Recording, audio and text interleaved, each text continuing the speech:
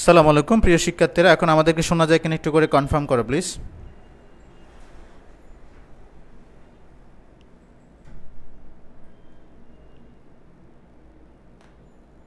Hello. এখন আসছে। Okay fine.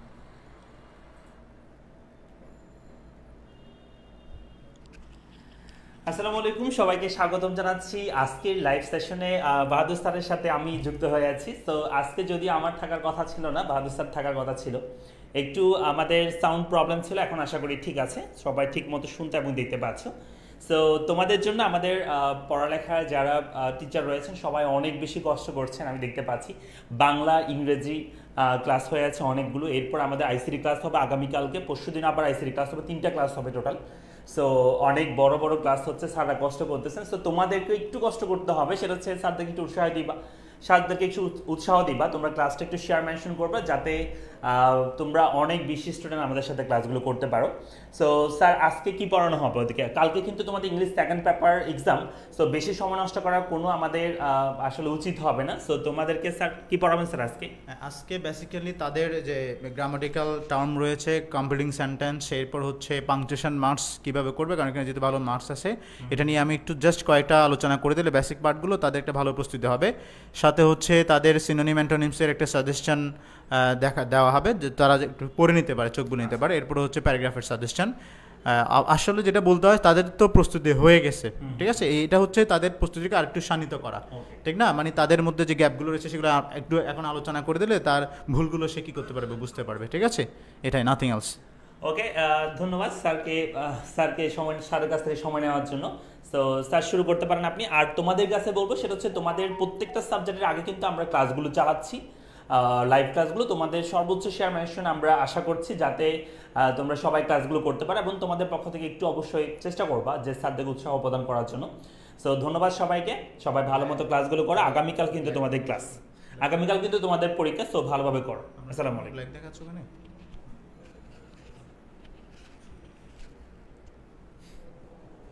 লেখা ক্লিয়ার কেন একটু দেখুন তো আমাকে। ওই যে একজন কমেন্ট করে যে কালো দেখাচ্ছে।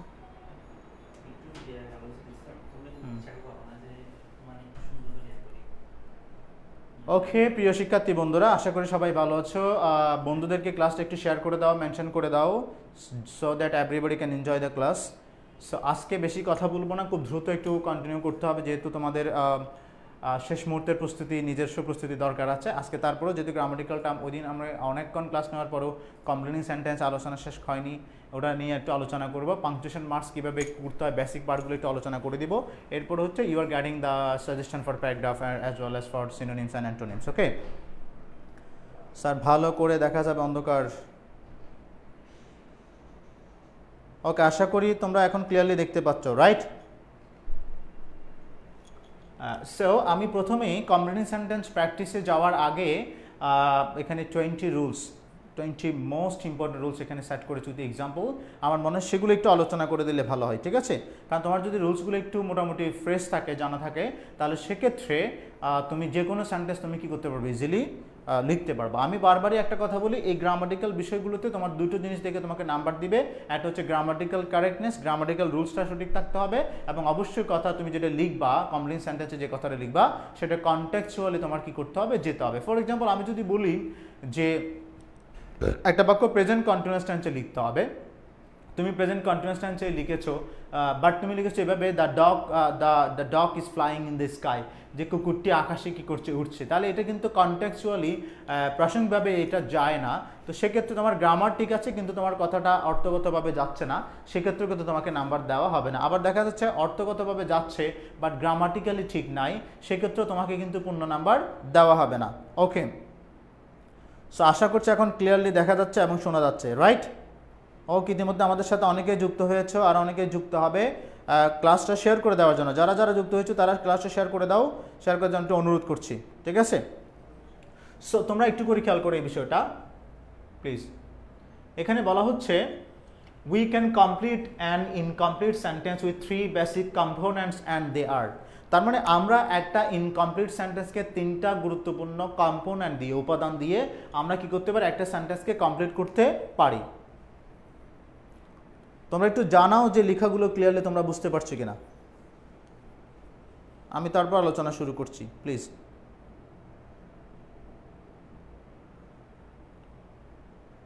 কেউ একজন অ্যানসার করো আমাকে।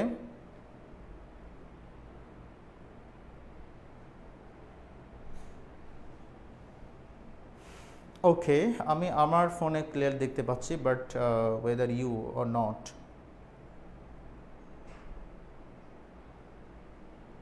No response. কালো কালো দেখাচ্ছে না, একটু কালো কালো দেখাচ্ছে, কালো কালো দেখে একটু বোঝা যায়। ওকে জি স্যার, ওকে ফাইন। তাহলে আমরা আলোচনা শুরু করে দিই। আমি যেটা বললাম, আমরা একটা ইনকমপ্লিট সেন্টেন্সকে 3টা বেসিক কম্পোনেন্ট দিয়ে আমরা এটাকে কমপ্লিট করতে পারি।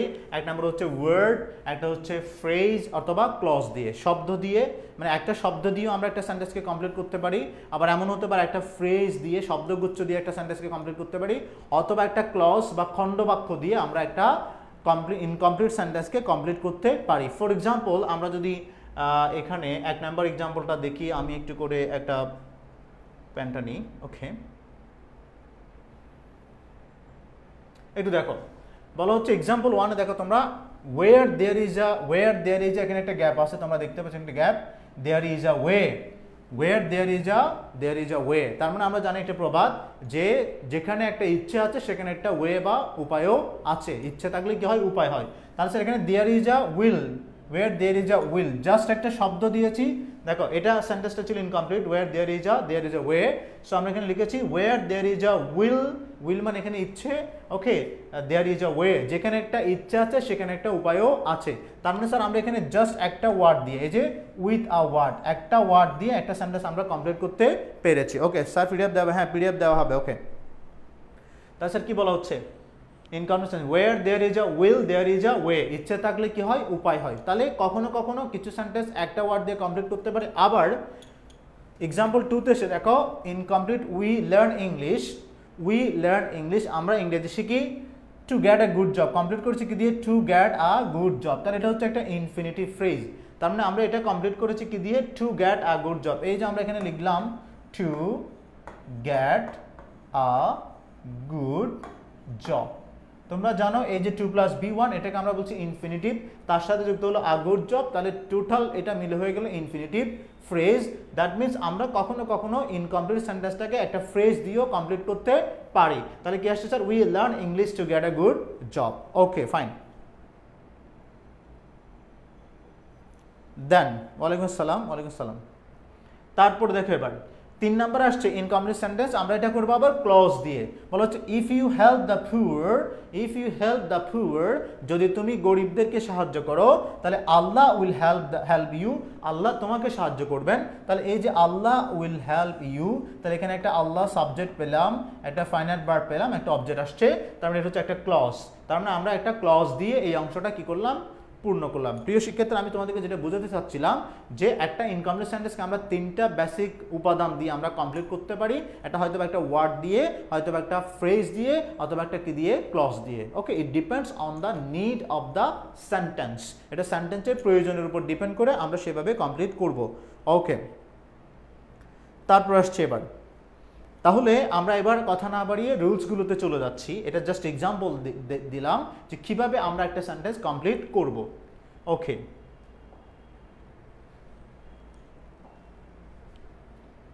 রুলসগুলো একটু আমাকে দ্রুত পড়াতে হবে, যে তোমাদের সময়টা খুব ইম্পর্টেন্ট, অত বেশি হয়তো বেশি সময় নিয়ে হয়তো আলোচনা হবে না। সো প্রথমেই আসছি, এখানে আমাদের 3টা রুলস আমি সেট করেছি এই স্লাইডে, একটু দেখো।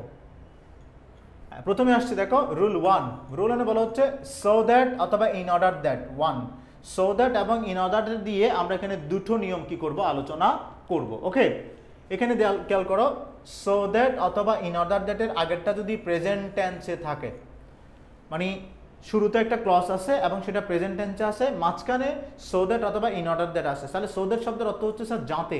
আমরা বিশেষ করে সো দ্যাট বা ইন অর্ডার দ্যাট আমরা প্রকাশ করি কেন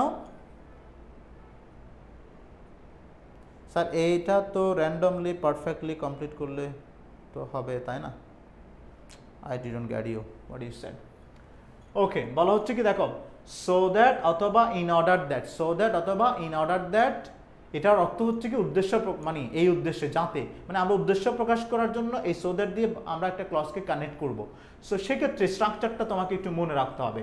এখানে সো দ্যাট দিয়ে এখানে একটি স্ট্রাকচার, এখানে একটা স্ট্রাকচার, তো এটা তোমাকে মনে রাখতে হবে যে সো দ্যাটের আগেরটা যদি প্রেজেন্ট টেন্সে থাকে তাহলে পরের ক্লজটা লেখার সময় আমরা প্রথমে সাবজেক্ট লিখব, তারপর অর্থ অনুযায়ী হয়তো বা ক্যান নয়তো বা মে, এরপরে স্যার B1 ভার্বের বেস ফর্ম প্লাস অবজেক্ট, ভার্বের বেস ফর্ম প্লাস কি ইউজ করব, অবজেক্ট ইউজ করব। আবার খেয়াল করো সো দ্যাট দিয়ে দুটো ক্লজ যুক্ত হলে সো দ্যাটের আগেরটা যদি প্রেজেন্ট টেন্সে থাকে সো দ্যাটের পরে সাবজেক্ট প্লাস ক্যান অথবা মে আমরা ইউজ করব। ওকে, এরপরে ভার্বের B1। ফর এক্সাম্পল দেখো দ্য ওয়ার্কার্স ওয়ার্ক, এই যে দ্য ওয়ার্কার্স ওয়ার্ক হার্ড, তাহলে দ্য ওয়ার্কার্স ওয়ার্ক হার্ড, এখানে ওয়ার্কটা হচ্ছে প্রেজেন্ট ফর্ম, সো দ্যাট যাতে করে, তাহলে তারা কঠোর পরিশ্রম করছে যাতে করে, তাদের একটা উদ্দেশ্য আছে, রাইট? তাহলে উদ্দেশ্যটা আমরা লিখবো যে কোনো উদ্দেশ্য। তাহলে ওয়ার্কার্সটা আসলে কঠোর পরিশ্রম কেন করে? যাতে তারা একটা ভালো স্যালারি পায় বা ভালো ইনকাম করতে পারে, উদ্দেশ্য হচ্ছে এটা। আমরা যদি উই রিড বুকস, আমরা বই পড়ি, সো দ্যাট, তারপর বই পড়ার উদ্দেশ্য কি? যাতে করে আমরা জ্ঞান অর্জন করতে পারি। এখন ফ্যাক্ট হচ্ছে সো দ্যাটের আগেরটা রয়েছে প্রেজেন্ট ইনডেফিনিট, তাহলে যদি প্রেজেন্ট ইনডেফিনিট থাকে পরেরটা লেখার সময় প্রথম আমার সাবজেক্ট আসবে, এই জন্য আমরা সাবজেক্ট হিসেবে কাকে আনলাম? দে। এর পরে অটোমেটিকলি আসছে মে অথবা ক্যান, যাতে তারা পারে, দে মে অর দে ক্যান। এরপরে স্যার B1 হচ্ছে earn a decent salary, object হচ্ছে আর ডিসেন্ট স্যালারি, যাতে তারা একটা ভালো কি পাতে পায়, বেতন পায় বা স্যালারি পায়। তাহলে আবার খেয়াল করো যে এখানে সো দ্যাট আছে, সো দ্যাটের আগেরটা প্রেজেন্ট ইনডেফিনিট, এর জন্য আমরা পরেরটা লেখার সময় সাবজেক্ট আসবে, অটোমেটিক্যালি স্ট্রাকচার যে মে অথবা ক্যান আসছে, so that they can earn a decent salary.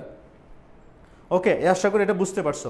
But পরেরটাতে এসে দেখো এই যে সো দ্যাটের আগেরটা যদি পাস্ট টেন্সে থাকে তাহলে কিন্তু আমার পরের স্ট্রাকচারটা হচ্ছে এইভাবে, সাবজেক্ট প্লাস কুড অথবা might plus B1 plus object. For example the workers আমি দিয়েছি এখানে ওয়ার্ক, এখানে দেখো এখানে যদি ওয়ার্ক আছে but it will be worked. Okay, মনে করো এটা হচ্ছে worked hard, the workers worked hard, worked past tense আছে মনে করো, the workers worked hard so that, তাহলে স্যার সো দ্যাটের পরেরটা হবে কি দে মে অথবা they can earn a decent salary. এখানে দে মে হবে না, এখানে এটা একটু ফল আসছে, তাহলে এটা আমরা বাদ দিলাম, তাহলে কিন্তু they so that they could, okay, they could earn a decent salary, earn a decent salary. Okay, decent salary, প্রিয় শিক্ষার্থীরা একটু খেয়াল করতে হবে, ডিসেন্ট স্যালারি, SALARY স্যালারি। এখানে সো দ্যাটের আগেরটা যখন ওয়ার্ক হয়ে গেল তখন সো দ্যাটের পরে আমার সাবজেক্ট আসছে দে, এরপরে স্ট্রাকচার অনুযায়ী কি আসছে could plus B1 plus object, earn a decent salary. Ahmed Ifaz ধন্যবাদ। আচ্ছা, এই দুটো রুলস মাথায় আসছে কিনা বলো, আমি পরবর্তী থার্ড রুলসে চলে যাব। আমি কি খুব দ্রুত বলছি কিনা, আরো স্লো বলতে হবে কিনা এটা একটু কনফার্ম করো। আর যদি বুঝতে পারো sir okay, yes sir clear. Okay, ক্লাসটা শেয়ার করে দাও, মেনশন করে দাও, যাতে বন্ধুরা একটু উপভোগ করতে পারে, শেষ মুহূর্তের প্রস্তুতি যাতে তাদের ভালো হয়। এরপরে আমরা থার্ড এবং ফোর্থ রুলস আমরা আলোচনা করব। থার্ড নাম্বার রুলস দেখো,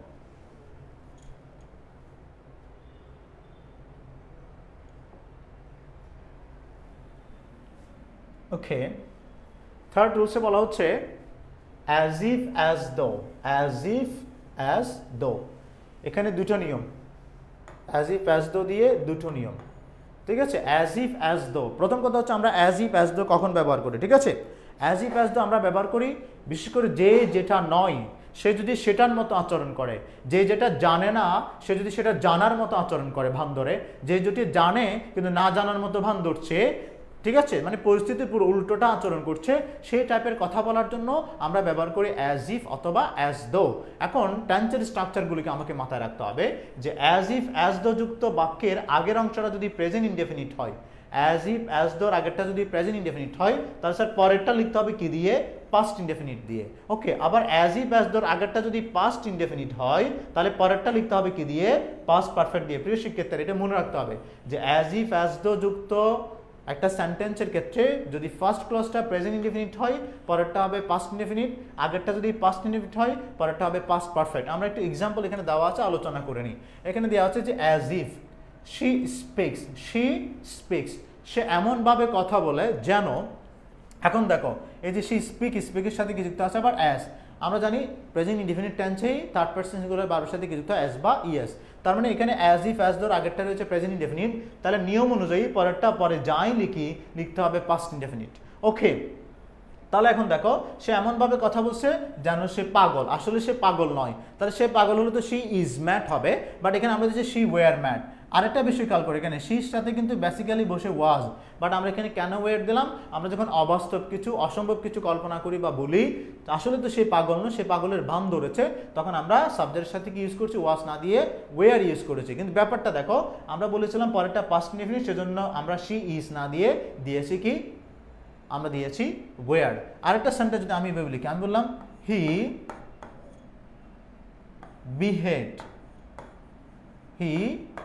বিহেভড অ্যাজ ইফ। ওকে, এখন পরেরটা আমাকে লিখতে হবে। এখন অ্যাজ ইফ দিয়ে যখন যুক্ত হয়েছে, অ্যাজ ইফের আগেরটা কি আছে দেখো, হি বিহেভড। তাহলে এখানে বিহেভ নাই, কি আছে? বিহেভড। তাহলে বিহেভটা পাস্ট ইনডেফিনিট, তার মানে অ্যাজ ইফের আগেরটা যখন পাস্ট ইনডেফিনিট, তখন আমি পরে যা লিখবো সেটা লিখতে হবে স্যার আমাকে কি দিয়ে? পাস্ট পারফেক্ট দিয়ে। তাহলে স্যার পাস্ট পারফেক্ট টেন্সের স্ট্রাকচার কি তোমাকে জানতে হবে। যদি অ্যাক্টিভ ভয়েস হয় তাহলে হবে subject plus had plus V3 ভার্বের পাস্ট পার্টিসিপল প্লাস এক্সটেনশন, অতিরিক্ত কিছু রাখলে সেটা আমরা দিব। এখন হি বিহেভ, এটা পাস্ট ইনডেফিনিট, পরে যে কথাটা লিখবো সেটা লিখতে হবে কি দিয়ে? পাস্ট পারফেক্ট দিয়ে। যাই লিখি না কেন সেটা আমাকে লিখতে হবে পাস্ট পারফেক্ট। তাহলে সে এমনভাবে আচরণ করলো যেন সে সব কিছুই জানে। ওকে, যেন সে সব কিছু জানে, অথবা সে যেন কোনো কিছুই জানে না। যাই লিখি আমাকে প্রথমে কি আনতে হবে? স্যার সাবজেক্ট আনতে হবে। তাহলে স্যার আমার সাবজেক্ট হচ্ছে গে, আমি দিলাম হি, তারপরে স্ট্রাকচার অনুযায়ী চলে আসছে হ্যাড, তাহলে হি হ্যাড। নো এর পাস্ট পার্টিসিপল দিতে হবে নোন। ওকে, আমরা দিলাম এভরিথিং, যেন সে সব কিছুই জানে, অথবা হি হ্যাড নোন নাথিং। ওকে, হ্যাঁ প্রিয় শিক্ষার্থীরা, যেহেতু এখানে বিহেভ দিয়ে ফেললাম পাস্ট ইনডেফিনিট, পরেরটা লিখতে হবে পাস্ট পারফেক্ট। তাহলে পাস্ট পারফেক্ট টেন্সে সাবজেক্টের উপরে কি আসবে? Had. He had known everything. Okay, তাহলে এখানে টেন্স কিন্তু কি করতে হবে? ঠিক রাখতে হবে। Very good. তারপর আসে এবার so plus adjective plus that. So plus adjective plus that, এই যে প্রথমটা এর আগেরটা করেছিলাম সো দ্যাট, বাট এখন আসছে কি সো প্লাস, এই যে so plus adjective plus that. ঠিক আছে না? ওকে, রুলটা কি বলা হচ্ছে? So plus adjective plus that থাকলে এরপর একটা কি আসবে? সাবজেক্ট আসবে, এরপরে ক্যান নট অথবা কুড নট। এখন ক্যান নট কখন, কুড নট কখন? ঠিক আছে, এটা ডিপেন্ড করবে আমার সো দ্যাটের আগের যে ভার্বটা এটা কোন টেন্স আছে সেটার উপর। So plus adjective plus that আছে, এর আগেরটা যদি প্রেজেন্ট ইনডিফিনিট টেন্সে থাকে বা প্রেজেন্ট টেন্সে থাকে, তাহলে আমরা দিব সাবজেক্ট প্লাস ক্যান নট, অর্থ মিলিয়ে কেন হতে পারে, ক্যান নট হতে পারে। এরপরে যদি এটা পাস্ট টেন্সে থাকে আগেরটা, তাহলে আমরা দিব কি? Could not. আবার খেয়াল করো, so plus adjective plus that থাকলে এরপর একটা সাবজেক্ট আসবে, এরপর অর্থ অনুযায়ী হয়তো বা ক্যান নট অথবা কুড নট। এবং ক্যান কখন, কুড কখন, এটা ডিপেন্ড করবে আগের অংশটা কোন টেন্সে আছে। আগের অংশ যদি প্রেজেন্ট টেন্সে থাকে আমরা ক্যান নট দিব, আগেরটা যদি পাস্ট টেন্সে থাকে আমরা কি দিব? কুড নট দিব। এক্সাম্পলটা দেখো, বলা হচ্ছে আই এম সো টায়ার্ড। দেখো আই এম সো টায়ার্ড, এখানে একটা কি দিলাম? দ্যাট।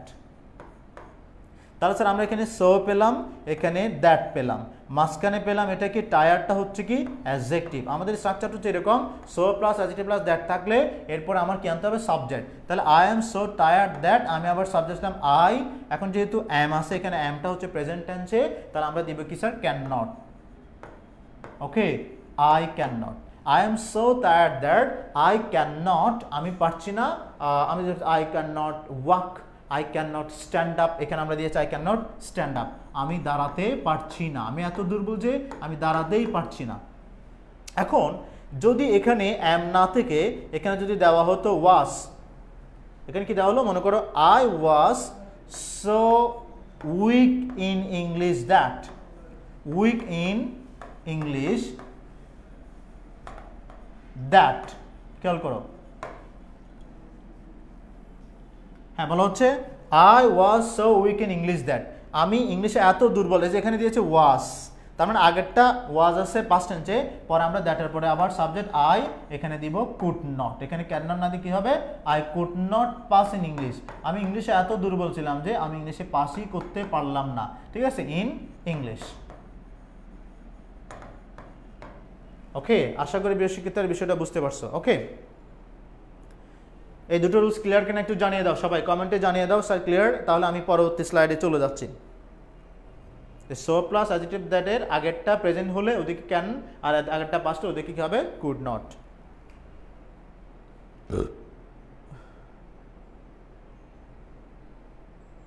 দ্রুত মেনশন করে জানিয়ে দাও।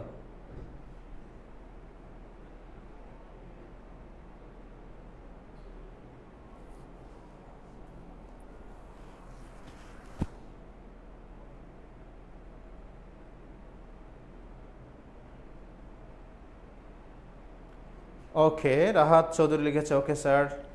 লাস্টের রুলসতে একটা আবার, হ্যাঁ লাস্টের রুলসটা হচ্ছে so plus adjective plus that থাকলে আগেরটা যদি পেজে দেখো আই ওয়াজ সো উইক, তাহলে এখানে আই ওয়াজ এটা পাস্ট ইনডেফিনিট, রাইট? তাহলে আগেরটা যদি পাস্ট টেন্স আসে, পরে আমরা সাবজেক্টের পরে কুড নট ইউজ করেছি, ক্যান নট ইউজ করি নাই, ঠিক আছে? আগেরটা যখন অ্যাম ছিল তখন আমরা কি ইউজ করেছি, ক্যান নট। মানে আগের অংশ অনুযায়ী তোমাকে পরের টেন্সটা কি করতে হবে, নির্ধারণ করতে হবে। Rashed Akter okay clear sir. তাহলে স্যার আমরা পরবর্তী স্লাইডে চলে যাচ্ছি।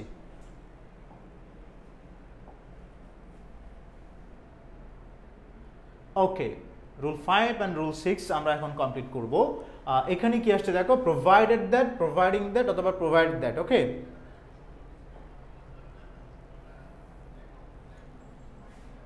প্রোভাইডেড, প্রোভাইডিং অথবা প্রোভাইডিং দ্যাট, রাইট? এই সবগুলো কিন্তু কোন অর্থে কাজ করে, যদি অথবা এটা কাজ করে শর্ত তাকে যে, শর্ত তাকে যে, মানে এটা যদি একটা শর্ত দেওয়ার জন্য আমরা এই শব্দগুলো ব্যবহার করি, যে প্রোভাইডেড, প্রোভাইডেড দ্যাট অথবা প্রোভাইডিং দ্যাট। অথবা অথবা কি আসছে, এটা অনেক সময় ইফ অর্থে কাজ করছে, ইফটা আমরা এখানে অ্যাড করেছি। সো নিয়মটা কি দেখো, বলা হচ্ছে প্রোভাইডেড, প্রোভাইডেড দ্যাট এর আগেরটা যদি ফিউচার ইনডেফিনিট হয়, তাহলে পরেরটা হবে প্রেজেন্ট ইনডেফিনিট। পরেরটা হবে কি, প্রেজেন্ট ইনডেফিনিট। মানে আমাকে মনে করো আমার কাছ থেকে কেউ কিছু টাকা ধার চাইলো, যে ভাই আমাকে 1000 টাকা ধার দিবেন। তো আমি বললাম যে আমি তোমাকে টাকাটা ধার দিব। দেখো আমি টাকাটা ধার তোমাকে দিব, আমি কিন্তু এখনো দিই নাই, দিব। দিব মানে কখন, ফিউচার। তবে যদি শর্ত থাকে যে তুমি এটা আমাকে যথাসময়ে কি দিবে, ফেরত দিবে। তো যথাসময়ে ফেরত দিবা, এটা কিন্তু লিখতে হবে কি দিয়ে, প্রেজেন্ট ইনডেফিনিট টেন্স দিয়ে। ওকে, আমি বললাম যে তুমি পরীক্ষায় ভালো রেজাল্ট করবে, তুমি পরীক্ষায় ভালো রেজাল্ট করবে ভবিষ্যতে, যদি সত্য থাকে তুমি আমার কথা মেনে চলবে, রাইট? তাহলে তুমি আমার কথা মেনে চলো, ওই অংশটা লিখতে হবে স্যার কি দিয়ে, প্রেজেন্ট ইনডেফিনিট টেন্স দিয়ে। ওকে, তোমরা একটা এক্সাম্পলটা দেখে নাও। যেমন এখানে দিয়েছি I will get tired, I will get tired, আমি কি হয়ে যাব, আমি টায়ার্ড হয়ে যাব, ক্লান্ত হয়ে যাব। ইফ যদি I don't it early, it regularly, অথবা provided I don't eat early regularly, আমি যদি নিয়মিত না খাই, অথবা provided that I don't eat regularly, যদি আমি নিয়মিত না খাই, ঠিক আছে? ওকে, তারপর আসে এবার rule number 6, it's very important for you. এখানে দিয়েছে though although, though although। ওকে, though although দিয়ে এখানে একটা রুলস আসছে, এখানে একটা রুলস আসছে, আলোচনা করব এখন। though although শব্দের অর্থ হচ্ছে স্যার যদি না, যদিও। though although হচ্ছে যদি, এটা যদি এবং যদিও আলাদা জিনিস। বিশেষ করে দুটো বিপরীতমুখী কথা, দুটো বিপরীতমুখী ভাবকে কানেক্ট করার জন্য, সংযুক্ত করার জন্য আমরা কি ব্যবহার করি, দো অথবা অলদো ব্যবহার করি in complex sentence. Okay, so দো অলদো দিয়ে কথাগুলো কি হবে, বিপরীতমুখী হবে, মানে প্রথম কথার উল্টোটা হবে পরের ক্লসে, এটা মাথায় রাখতে হবে, ঠিক আছে? ওকে, সো এখানে বলছি কি দেখো, in this case the meaning of the main, এখানে একটা কথা আছে, নোট আছে তোমাদের জন্য, সেটা হচ্ছে মানে দো অলদোর ক্ষেত্রে in this case the meaning of the main clause will be contradictory. Contradictory মানে হচ্ছে কি হবে, উইল বি অপোজিট, এটা বিপরীত অর্থ হবে। ওকে, টু দ্য সাবঅর্ডিনেট ক্লজ। যেমন দেখো এখন টেন্সের ব্যাপারটা দেখো, দো অলদো যুক্ত অংশ যদি প্রেজেন্ট ইনডেফিনিট হয়, তাহলে পরেরটা হবে কি, প্রেজেন্ট ইনডেফিনিট। দো অলদো যুক্ত অংশটা প্রেজেন্ট ইনডেফিনিট হলে পরেরটাও লিখবো কি দিয়ে, প্রেজেন্ট ইনডেফিনিট দিয়ে। এক্সাম্পল দেখো, though I help, I help, I help him in his danger. তাহলে I help him in his danger, এটা কোন টেন্সে আছে, এটা আছে প্রেজেন্ট ইনডেফিনিট। যদিও আমি তাকে তার বিপদে সাহায্য করি, তাহলে তারও উচিত আমার বিপদে আমাকে সাহায্য করা। কিন্তু এখানে বলা হচ্ছে দো দিয়ে যেহেতু শুরু হয়েছে, পরের কথাটা হবে বিপরীতমুখী, মানে সে আমাকে আমার বিপদে সাহায্য করে না, আমি তাকে তার বিপদে সাহায্য করি, যদিও সে আমাকে আমার বিপদে সাহায্য করে না, মানে টোটাল উল্টা বিষয়টা এখানে চলে আসছে, বিপরীতমুখী কথাটা চলে আসছে। ওকে, সো কি লিখলাম, though I help him in his danger, সে আমাকে আমার বিপদে সাহায্য করে না, সেটাও লিখতে হবে প্রেজেন্ট ইনডেফিনিট দিয়ে। তাহলে সে সাহায্য করে না নেগেটিভ, আমরা প্রেজেন্ট ইনডেফিনিট টেন্সে নেগেটিভের জন্য ডু নট অথবা ডাজ নট ব্যবহার করছি। সেখানে সাবজেক্ট হচ্ছে হি, থার্ড পারসন সিঙ্গুলার, এই জন্য আমরা দিচ্ছি sir he does not help me in my danger. সে আমাকে আমার বিপদে সাহায্য করে না। তাহলে টোটাল উল্টা কথাটা চলে আসছে এবং টেন্স কিন্তু দুটোই সেম। এখানে I help present indefinite, he does not help এটাও কি প্রেজেন্ট ইনডেফিনিট। কিন্তু পরে সে বলা হচ্ছে দো অলদো যুক্ত সেন্টেন্সটা যদি পাস্ট ইনডেফিনিট হয় তাহলে স্যার পরের বাক্যটাও লিখতে হবে কি দিয়ে? পাস্ট ইনডেফিনিট দিয়ে। দো অলদো যুক্ত অংশটা যদি পাস্ট ইনডেফিনিট হয়, পরের টেন্সটা হবে পাস্ট ইনডেফিনিট এবং কথাটা হবে বিপরীত মুখী। For example you can see, এখানে লিখলাম দো হি ওয়ার্কড হার্ড, দো হি, দেখো এখানে কি দিয়েছি? ওয়ার্ক না, কি দিয়েছি? ওয়ার্কড। ওকে, দো হি ওয়ার্কড হার্ড, দো হি ওয়ার্কড হার্ড। তাহলে এই যে দেখো এটা কিন্তু পাস্ট ইনডেফিনিট। তাহলে যদিও সে কঠোর পরিশ্রম করেছিল। আচ্ছা দেখো, কঠোর পরিশ্রম করলে একজন মানুষ কি ব্যর্থ হওয়ার কথা নাকি সফল হওয়ার কথা? নিঃসন্দেহে কঠোর পরিশ্রম করলে একজন মানুষ কি হবে? সফল হবে। কিন্তু এখানে লিখতে হবে সে কি হয় নাই? সফল হতে পারে নাই। ওকে, সো ওটা পাস্ট টেন্সে লিখতে হবে। সো আমরা he could not, can not না দিয়ে কি দিয়েছি? He could not succeed in life. অথবা লিখতে পারি এখানে আমরা চাইলে হি ফেইলড, হি ফেলের পাস্ট ফর্ম দিতে হবে কি? ফেল। আবার দেখো though he worked hard, he failed in the exam. সে পরীক্ষায় কি করেছিল? ফেল করেছিল। প্রিয় শিক্ষার্থী বন্ধুরা, আগেরটাতে এটা প্রেজেন্ট ইনডেফিনিট, দো এরপরেরটাও প্রেজেন্ট ইনডেফিনিট, এটাতে এটা পাস্ট ইনডেফিনিট, পরেরটাও লিখতে হবে কি দিয়ে? Past indefinite. মানে যা কিছুই তুমি লিখো না কেন ওটা পাস্ট ইনডেফিনিট টেন্স দিয়েই লিখতে হবে। ক্লিয়ার? সবার কাছে রুলসটা জানিয়ে দাও। আমি পরবর্তী রুলসে চলে যাব। আমি প্রথমে রুলসগুলো একটু ব্যাখ্যা করছি, তারপরে কিন্তু কনটেক্সচুয়াল প্র্যাকটিসে যাব, যে বোর্ডের যে প্র্যাকটিস সেটা আমরা চলে যাব ওখানে। হ্যাঁ, তোমরা একটু মেনশন করো, যে জানিয়ে দাও যে এই রুলগুলো ক্লিয়ার স্যার, এবং সাউন্ডগুলো ক্লিয়ার শোনা যাচ্ছে কিনা। এখনও যারা যুক্ত হয় না যে সকল বন্ধুরা, তাদেরকে তুমি একটা মেনশন করে দিতে পারো।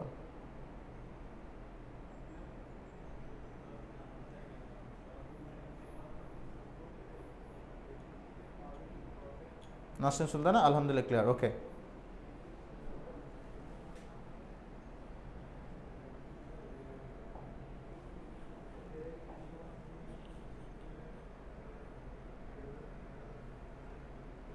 ওকে, আমরা এবার রুল নাম্বার 7 কি বলছে দেখো, অ্যাজ এবং সিন্স, সিন্স অথবা অ্যাজ। ওকে, এই সিন্স এবং অ্যাজ বিভিন্নভাবে বাক্যে ব্যবহৃত হতে পারে। প্রথমেই আসছি এটা কজ প্রকাশ করার জন্য, এটা হবে effect. Cause and effect sentence লেখার জন্য আমরা সিন্স এবং অ্যাজ কি করি? ব্যবহার করি। এখন নিয়মটা হচ্ছে দেখো, সিন্স এবং অ্যাজ এর পরটা যদি প্রেজেন্ট ইনডেফিনিট হয় তাহলে পরেরটা হবে প্রেজেন্ট ইনডেফিনিট অথবা হতে পারে ফিউচার ইনডেফিনিট। এই যেখানে দিয়েছি সিন্স এর অ্যাডটা প্রেজেন্ট ইনডেফিনিট হলে পরেরটা হবে ফিউচার ইনডেফিনিট। সিন্স শব্দের অর্থ হচ্ছে স্যার যেহেতু। ওকে, আমরা কোন একটা কারণ প্রকাশ করব, সেই কারণে ঘটনাটা ইফেক্টটা কি হলো, কি ঘটলো, এটা হচ্ছে ইফেক্ট বলা হচ্ছে। সো স্ট্রাকচারগুলো দেখো, যে সিন্স অ্যাজ যুক্ত অংশটা যদি প্রেজেন্ট ইনডেফিনিট হয় তাহলে পরেরটাও হবে কি? Present indefinite. অথবা সিন্স যুক্ত অংশটা যদি প্রেজেন্ট ইনডেফিনিট হয় পরেরটা হবে ফিউচার ইনডেফিনিট। এটা টোটালি ভাবের উপর কি করছে? ডিপেন্ড করছে। ওকে, একটু দেখো প্লিজ কি বলছে দেখো, since he always speak the truth. দেখো কারণটা কি? যেহেতু সে সবসময় সত্য কথা বলে, যে দেখো সবসময় সত্য কথা বলে, এটা হচ্ছে প্রেজেন্ট ইনডেফিনিট। তাহলে প্রত্যেকে তাকে সম্মান বা বিশ্বাস করে, সম্মান করবে নাকি করে? যেহেতু সে সবসময় সত্য কথা বলে, প্রত্যেকে তাকে কি করে? সম্মান করে, অলওয়েজ করে। তাহলে দুটো কাজই কিন্তু একসাথে প্রেজেন্ট টেন্সে ঘটছে, সেজন্য আমরা দুটোই প্রেজেন্ট ইনডেফিনিট টেন্সে লিখছি। এটাও present indefinite, everybody respects him, এটাও প্রেজেন্ট ইনডেফিনিট, প্রত্যেকে তাকে কি করে? সম্মান করে। Since he always speaks the truth, everybody respects him, প্রত্যেকে তাকে কি করে? সম্মান করে। ওকে স্যার, বোঝা যাচ্ছে না? কি বোঝা যাচ্ছে না? এটা এখন ক্লিয়ারলি দেখা যাচ্ছে।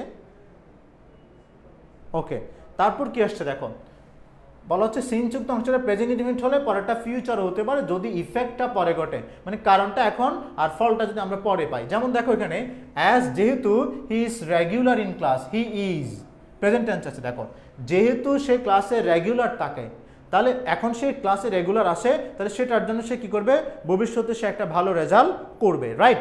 ভালো রেজাল্ট করবে কখন, মানে ইফেক্টটা পাবে কখন, পরে। তাহলে সেটা আমরা ফিউচারে লিখলাম অ্যাজ হি ইজ, এখানে রেগুলার না, as he irregular in class.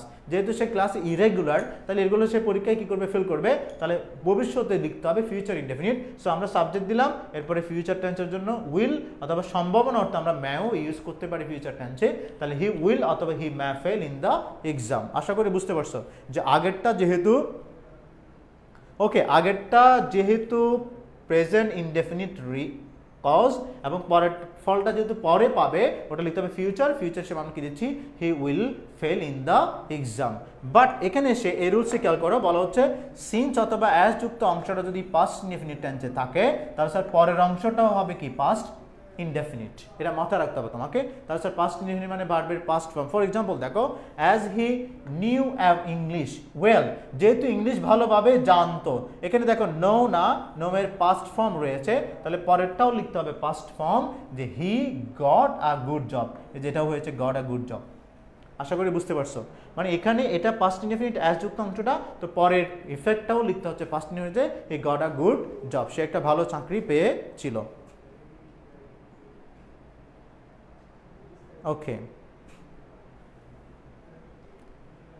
আশা করি এই রুলসটা তোমাদের কাছে ক্লিয়ার। সিন্স দিয়ে অ্যাজ দিয়ে তিনটা রুল। সিন্স যুক্ত অংশটা প্রেজেন্ট ইনডেফিনিট হলে পরেরটাও প্রেজেন্ট ইনডেফিনিট, অথবা অ্যাজ যুক্ত মানে কারণটা যদি প্রেজেন্ট ইনডেফিনিট টেন্সে থাকে, ফলটাও প্রেজেন্ট ইনডেফিনিট, আবার কারণটা প্রেজেন্ট ইনডেফিনিট হলে পরবর্তীটা ফিউচার ইনডেফিনিট, আবার কারণটা যদি পাস্ট ইনডেফিনিট টেন্সে থাকে, তাহলে ইফেক্টটাও আমরা লিখবো কি দিয়ে, পাস্ট ইনডেফিনিট টেন্স দিয়ে।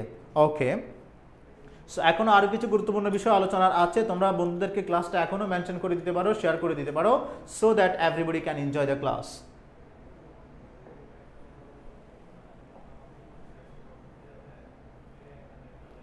ওকে, নাও রুল নাম্বার 8। এতক্ষণ সিনসটা ছিল একটা যেহেতু মানে কারণ প্রকাশ করার জন্য, কখনো কখনো সিনটা মাঝখানে বসেও কি করতে পারে, সেন্টেন্সে থাকতে পারে। সেক্ষেত্রে একটা সময় প্রকাশ করে আমরা ইউজ করি। যেমন এখানে দেখো, মানে এটা হচ্ছে সিন্স দিয়ে আরো একটা রুলস। বলা হচ্ছে এই যে সিন্স মাঝখানে আসছে, রাইট?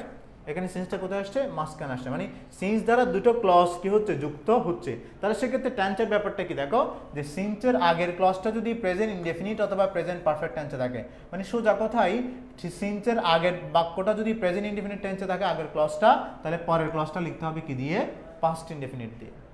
ওকে, বিশেষ করে এক্ষেত্রে আমরা কোন ধরনের কথা বলার জন্য এই সিন্সটা ব্যবহার করে একটু দেখে নাও। সেটা হচ্ছে, মনে করো কোনো একটা ঘটনা ঘটেছে, আজকে থেকে এতদিন হয়ে যাচ্ছে। আমরা বলি না যে আজকে এসএসসি পাস করেছি, 15 বছর হয়ে যাচ্ছে, আজকে ল্যাপটপটা কিনেছি, 10 বছর হয়ে যাচ্ছে, তোমার সাথে দেখা হয় না আজকে 30 বছর হয়ে যাচ্ছে, কক্সবাজার গিয়েছে আজকে 1 বছর হয়ে যাচ্ছে।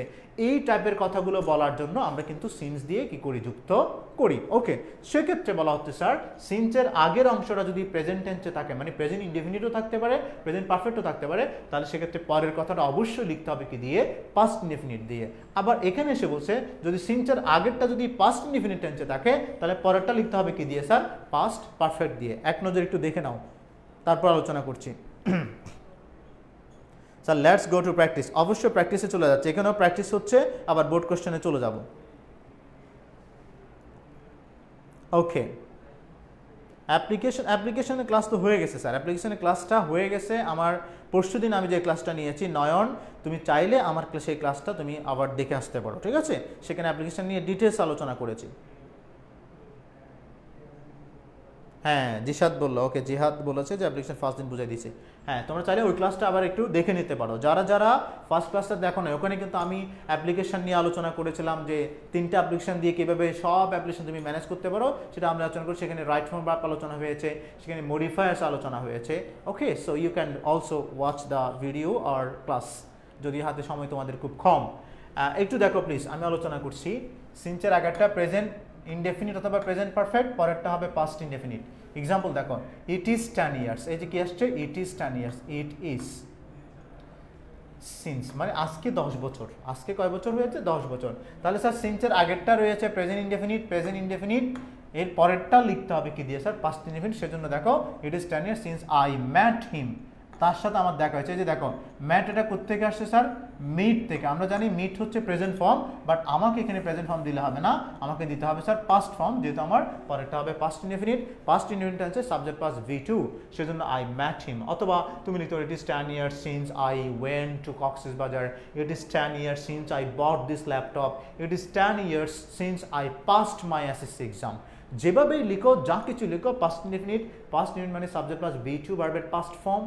ওকে, বাট এখানে এসে দেখো বলছে সিন্সের আগেরটা যদি পাস্ট ইনডেফিনিট হয় তাহলে সিন্সের পরেরটা হবে পাস্ট পারফেক্ট। আমরা জানি পাস্ট পারফেক্ট মানে কি হবে স্যার? সাবজেক্ট আসবে, এরপরে হ্যাড আসবে, এরপর হচ্ছে B3 আসবে, এরপর হচ্ছে এক্সটেনশন অতিরিক্ত যা লাগে তা আসবে। দ্যাট মিনস আমি পাস্ট পারফেক্ট টেন্সে এইভাবে লিখতে হবে। সো আমি যেমন দেখো ইট ওয়াজ 10 years, কে দিয়েছে স্যার? ইট ওয়াজ 10 years।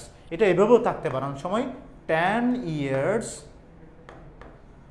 past, 10 years past since, তার মানে 10 বছর অতিক্রান্ত হয়ে গেছে সিন্স।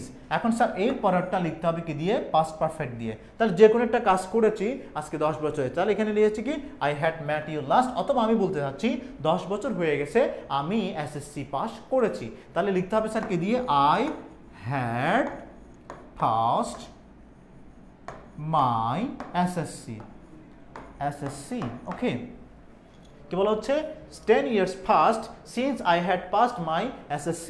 ওকে, সো আশা করি তোমরা বিষয়টা বুঝতে পারছো প্রিয় শিক্ষার্থীরা, যে সিন্সের আগের অংশটা যেহেতু পাস্ট ইনডেফিনিট টেন্সে আছে, তাহলে আমার পরেরটা লিখতে হবে past perfect. And you know past perfect মানে subject plus had plus B3। যদি এটা প্যাসিভ হয় তাহলে স্ট্রাকচারটা একটু পরিবর্তন হতে পারে, তখন হবে কি subject plus had been plus B3 plus object. প্রিয় শিক্ষার্থীরা আশা করি বিষয়টা বুঝতে পারছো। ওকে, সো আমাদেরকে রেজাউল স্যার দেখছেন, ধন্যবাদ স্যার আমাকে দেখার জন্য আপনার মূল্যবান সময় দিয়ে। ওকে, সো ক্লাসটা এখনো মেনশন করে দাও, এখন অনেক গুরুত্বপূর্ণ রুলস কিন্তু রয়ে গেছে। ওকে প্রিয় শিক্ষার্থীরা, এরপরে ভেরি ইম্পর্টেন্ট রুল কিন্তু চলে আসছে। এই কমনলি এখান থেকে কিন্তু একটা সেন্টেন্স থাকে 10, 11, 12, এই তিনটা রুল থেকে যে কোনো একটা কমপ্লিট সেন্টেন্সে কিন্তু সেন্টেন্স থাকে। সো একটু মনোযোগ সহকারে তোমরা ক্লাসটা, এই যে এখন যে রুলসগুলো আলোচনা করব অবশ্যই তোমরা একটু খেয়াল করবে সবাই।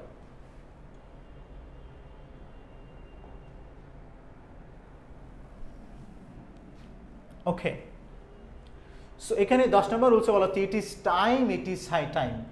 ইট is time, it is high time মানে কি স্যার? আমরা জানি ইট ইজ টাইম বা ইট ইজ হাই টাইম আমরা ব্যবহার করি কোনো একটি কাজ করার এটাই কি উপযুক্ত সময়। খেয়াল করো, কোনো একটি কাজ করার এটাই উপযুক্ত সময়, এটা বোঝানোর জন্য আমরা ব্যবহার করি ইট ইজ টাইম এবং ইট ইজ হাই টাইম। ওকে, এখন ইট ইজ টাইম এবং ইট ইজ হাই টাইম দিয়ে স্যার তিনটা স্ট্রাকচার আছে, তিনভাবে পরীক্ষায় আসতে পারে। ফর এক্সাম্পল দেখো এখানে দিয়েছে প্রথম রুলসটা দেখো, it is time, it is high টাইমের পরে যদি কি থাকে? সাবজেক্ট থাকে, যদি সাবজেক্ট দেওয়া থাকে। ঠিক আছে, মনে করো এখানে ইট is time we, it is time we পর্যন্ত দেওয়া আছে, বাকিটুকু এখানে মনে করো ইট ইজ টাইম উই দিল, মানে সাবজেক্ট দেওয়া আছে, বাকিটা তুমি লিখবা। তাহলে নিয়ম হচ্ছে স্যার ইট ইজ টাইমের পরে সাবজেক্ট থাকলে B2 হবে, মানে ভার্বের পাস্ট ফর্ম প্লাস অবজেক্ট অথবা এক্সটেনশন লিখতে হবে।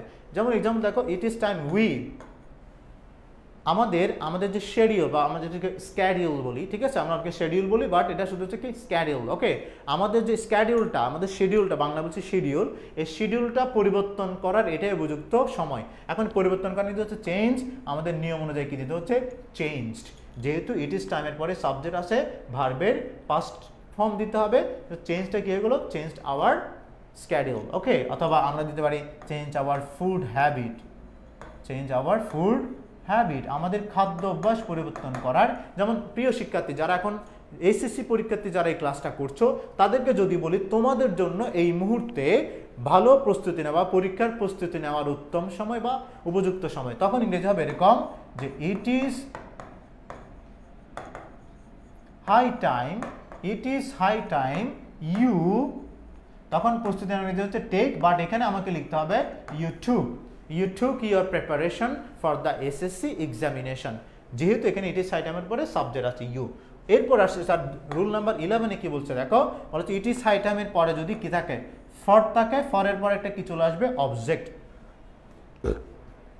ইট ইজ টাইম আছে, এরপরে যদি ফর দেওয়া থাকে তাহলে ফরের পরে তোমাকে একটা অবজেক্ট বসাতে হবে। এখানে বিশেষ করে ব্যক্তিবাচক অবজেক্টগুলো বসবে, এরপর আবার টু আসবে এবং B1 প্লাস অবজেক্ট। ঠিক আছে, এক্সাম্পল দেখো, it is time for us, it is time for আস, এই যে ফর আসছে, এদিকে অবজেক্ট আসছে কি আস, তাহলে তোমাকে পরের প্রতি কমপ্লিট করার জন্য কি লিখবা, it is time for us to, এই যে টু নিয়ে আসলাম, to change our schedule. Okay, it is time for us to change our schedule. Okay, প্রিয় শিক্ষার্থীরা আশা করি বুঝতে পারছো। এরপরে দেখো স্যার সেকেন্ড পেপারের অ্যাপ্লিকেশন আর প্যারাগ্রাফ কখন বুঝাবেন? অ্যাপ্লিকেশন আলোচনা হয়ে গেছে স্যার নয়ন, প্যারাগ্রাফের সাজেশনটা একটু পড়ে দিব। ওকে,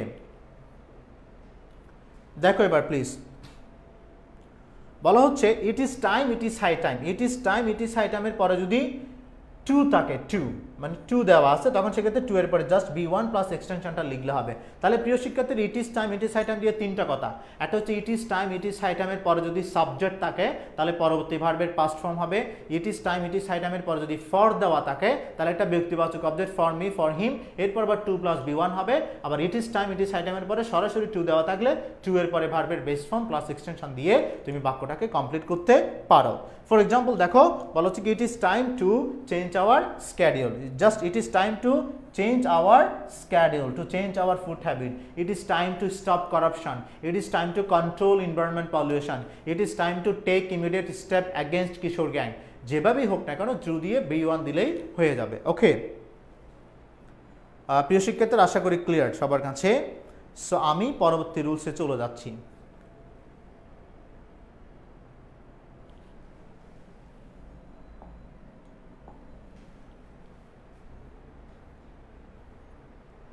ওকে, এবার আসছে 13, 14 আনলেস দিয়ে, রাইট?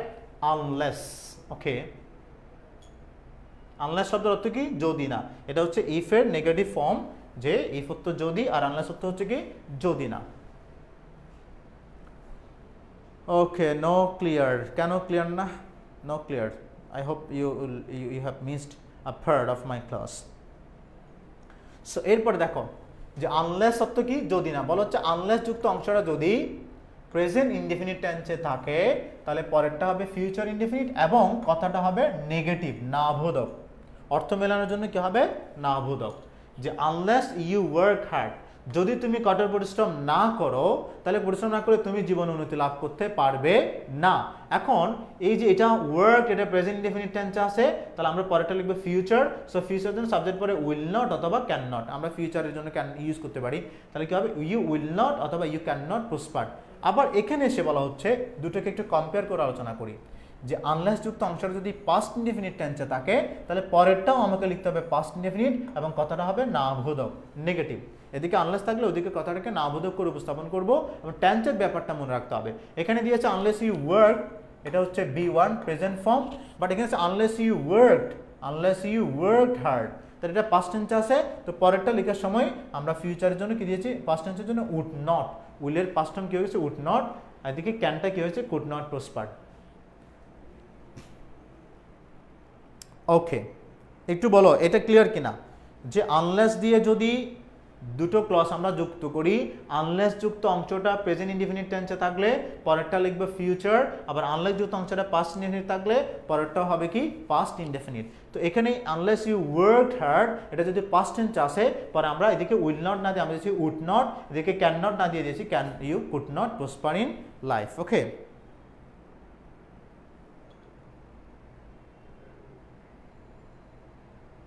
ওকে, সো ক্লিয়ার। সো 15 নম্বর রুলসে আছে, দেখো আই উইশ অথবা would that. I wish, okay, I উইশটা মূলত আমরা ব্যবহার করি স্যার কি জন্য? আমাদের ইচ্ছে প্রকাশ করার জন্য, যে আমি যদি এটা হতাম, যদি এমন হতো, এটা আবার কথা বলতাম আমরা ব্যবহার করি উইশ অথবা উড দ্যাট। তাহলে স্যার আই উইশ দিয়ে এখানে স্যার দুটো কথা আছে। একটা হচ্ছে কি দেখো আই উইশ থাকলে কি হচ্ছে? উড দ্যাট থাকলে সাবজেক্ট, এরপর আসবে ওয়্যার। বেসিক্যালি নর্মালি কিন্তু আয়ের সাথে কি হয়? ওয়াজ হয়। আয়ের সাথে কি হয়? আই ওয়াজ, হি ওয়াজ, ওকে, করিম ওয়াজ, রহিম ওয়াজ, এভাবে হয়। বাট যখন আমরা আই উইশ দিয়ে লিখবো, আই উইশ, দেখো আই উইশ, এরপর আসবে আই সাবজেক্ট, এরপর আসবে ওয়্যার। আমার ইচ্ছে হচ্ছে আমি যদি পাখি হতাম, I wish I were a bird, যেহেতু আমরা এটা কল্পনা করছি আই ওয়্যার এ বার্ড। দেখো I wish I were a bird, এখানে ওয়্যার হচ্ছে অক্সিলারি মানে বিভার্ব হিসেবে আসছে, যদি এটা মূল ভার্ব হিসেবে এখানে কাজ করছে I were a bird. But আমি যদি বলি আই উইশ আমি আকাশে উঠতে পারতাম, এখন পারা ইংরেজি হচ্ছে ক্যান, সেক্ষেত্রে আই ক্যান না দিয়ে দিতে হবে আই কুড। অথবা আই উইশ, আমার ইচ্ছে হচ্ছে আমি একটা কার কিনি, তাহলে সেক্ষেত্রে কী হবে sir, I wish, I can ইংরেজি বাই, বাট এখানে দিতে হবে বি টু বট, BOUGST বট আ কার্ড। তাহলে স্যার কি বুঝলাম, যদি আই উইশের পরে আমরা বিভার্ব ব্যবহার করি তাহলে সেক্ষেত্রে কি দেবো আই ওয়্যার, আর যদি আই উইশের পরে কোনো মূল ভার্ব ব্যবহার করতে হয় আই উইশের পরে তাহলে সেক্ষেত্রে স্যার কি হবে B2, ভার্বের B2, I bought, I called, I arranged, I wish I arranged a party, আমার ইচ্ছে হচ্ছে আমি একটা পার্টি আয়োজন করি, তাহলে আই উইশের পরে আই অ্যারেঞ্জ না দিয়ে দিতে হবে I arranged, I called, I bought, okay, I fast, I got, okay. But এখন দেখো এখানে উড দ্যাট দিয়ে ফরম্যাটটা একটু ব্যতিক্রম। উড দ্যাট শব্দের অর্থ হচ্ছে স্যার যদি এমন হতো, এমন যদি হতো, আমরা বিশেষ করে ইচ্ছে প্রকাশ করার জন্য উড দ্যাটটা ব্যবহার করি। তাহলে উড দ্যাট থাকলে সাবজেক্টের পরে অটোমেটিক্যালি একটা কি চলে আসবে, কুড চলে আসবে। Would that I could, would that he could, right, মানে would that I could fly, এবং সেক্ষেত্রে ভার্বের B1 হবে। এই যে দিয়েছে দেখো, would that I could fly in the sky, would that থাকলে এরপরে সাবজেক্ট, এরপরে কুড, এর প্লাস B1 আসবে। স্যার ভাই ক্লাসটা কি সেরা, ক্লাসটা কিসের এটা নিচ্ছে, কি বলো তুমি, বুঝতে পারছো না? ওকে স্যার, এটা আশা করি তোমরা বুঝতে পারছো, ক্লিয়ার?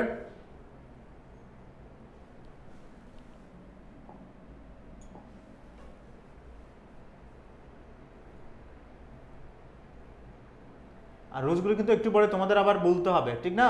আমি আলোচনা করছি, এরপরে কিন্তু বোর্ড কোশ্চেন প্র্যাকটিস করাচ্ছে কমপ্লিট সেন্টেন্সের উপর। ওকে, বলা হচ্ছে কি রুল নাম্বার 6, বিফোর এবং আফটার। বিফোর এবং আফটার, এই যে বিফোরের বিফোর এবং আফটারের ক্ষেত্রে দেখো বলা হচ্ছে বিফোরের আগেরটা যদি পাস্ট পারফেক্ট টেন্স হয় তাহলে বিফোরের পরেরটা হবে পাস্ট ইনডেফিনিট, আবার আফটারের আগেরটা যদি পাস্ট ইনডেফিনিট টেন্স হয় তাহলে আফটারের পরেরটা হবে পাস্ট পারফেক্ট। বিশেষ করে আমি যদি বলি যে অতীতকালে দুটো ঘটনা পরপর ঘটেছে, অতীতকালে দুটি ঘটনা পরপর ঘটেছে, এমনটা বোঝালে বিশেষ করে যে কাজটা আগে শেষ হবে সেটা হবে পাস্ট পারফেক্ট, আর যেটা পরে শেষ হবে সেটা হবে পাস্ট ইনডেফিনিট। তো সেক্ষেত্রে বিফোর এবং আফটার দিয়ে দুটো মনে রাখতে হবে, বিফোরের আগেরটা পাস্ট পারফেক্ট, বিফোরের পরেরটা হবে পাস্ট ইনডেফিনিট, আফটারের আগেরটা পাস্ট পারফেক্ট, পাস্ট ইনডেফিনিট, পরেরটা হবে পাস্ট পারফেক্ট। আমি এটা এভাবে মনে রাখতে সহজ উপায় বলি যে বিফোরের বিফোরে মানে বিফোরের আগে, আফটারের আফটারে পরে হচ্ছে পাস্ট পারফেক্ট, আর বাকি দুটো ক্লজ হবে পাস্ট ইনডেফিনিট। ওকে, যেমন এখানে বলা হচ্ছে কি sir, I had read the letter, I had read the letter before I burned it, মানে চিঠিটা পুড়িয়ে ফেলার আগে আমি এটা কি করলাম, পড়েছিলাম। তাহলে বিফোরের আগেরটা past perfect I had read, ওকে, পরেরটা আসছে কি পাস্ট ইনডেফিনিট। এরপরে দেখো example, I burned the letter after I had, তাহলে আফটারের আগেরটা হচ্ছে past indefinite I burned it, আর পরেরটা হচ্ছে past perfect I had read it, past perfect, right? Okay, I had read it.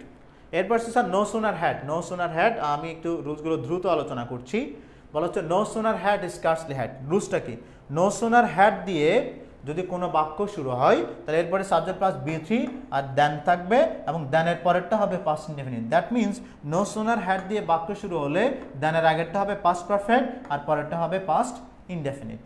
Example দেখে নাও, no sooner had the doctor gone then the patient died, মানে ডাক্তার যেতে না যেতেই রোগীটা মারা গেল, তাহলে দেনের পরেটা হবে past indefinite, the patient died. এটা আসছে কোত্থেকে, ডাই থেকে, ডাইয়ের পাস্ট টাইম কি হয়ে গেল, ডাইড। ওকে,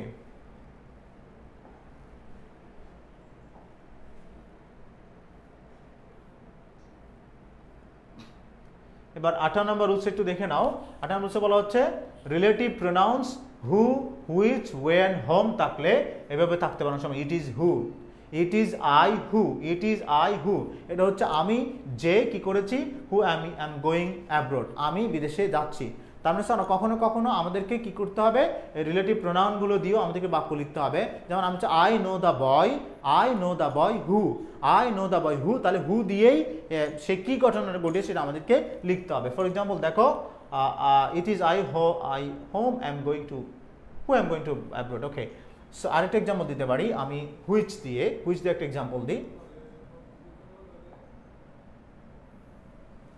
আমি বললাম this is the book, this is the বুক, এটা হচ্ছে সেই বইটা যেটা তুমি আমার জন্য পাঠিয়েছিলে। এখন এই যে দিস ইজ দ্য বুক, এই বুকের জন্য রিলেটিভ প্রনাউন কি আসছে? হুইজ। এটা বইয়ের জন্য হুইজ আসছে, ব্যক্তির জন্য কি আসবে? হু।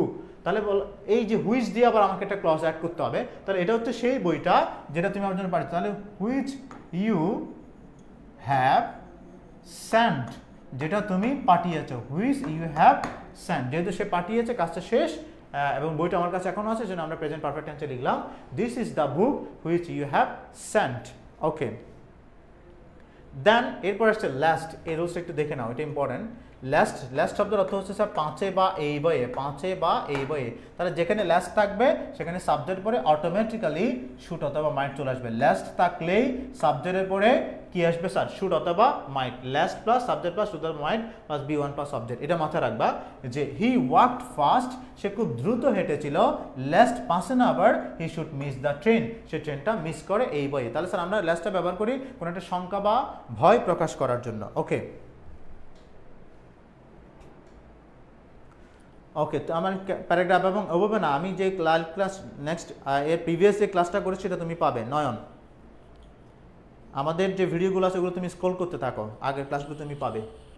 এরপর 20 লাস্ট ওয়ান, কখনো কখনো এরকম থাকবে যে ইজ দ্য ডে, মান্থ, এই যে এখানে মনে করে এভাবে দিতে পারে 21st February, 21st February is the day. তাহলে ফেব্রুয়ারি যেহেতু একটা 21st ফেব্রুয়ারি একটা ডে, তখন ইজ দ্য ডে দিবা।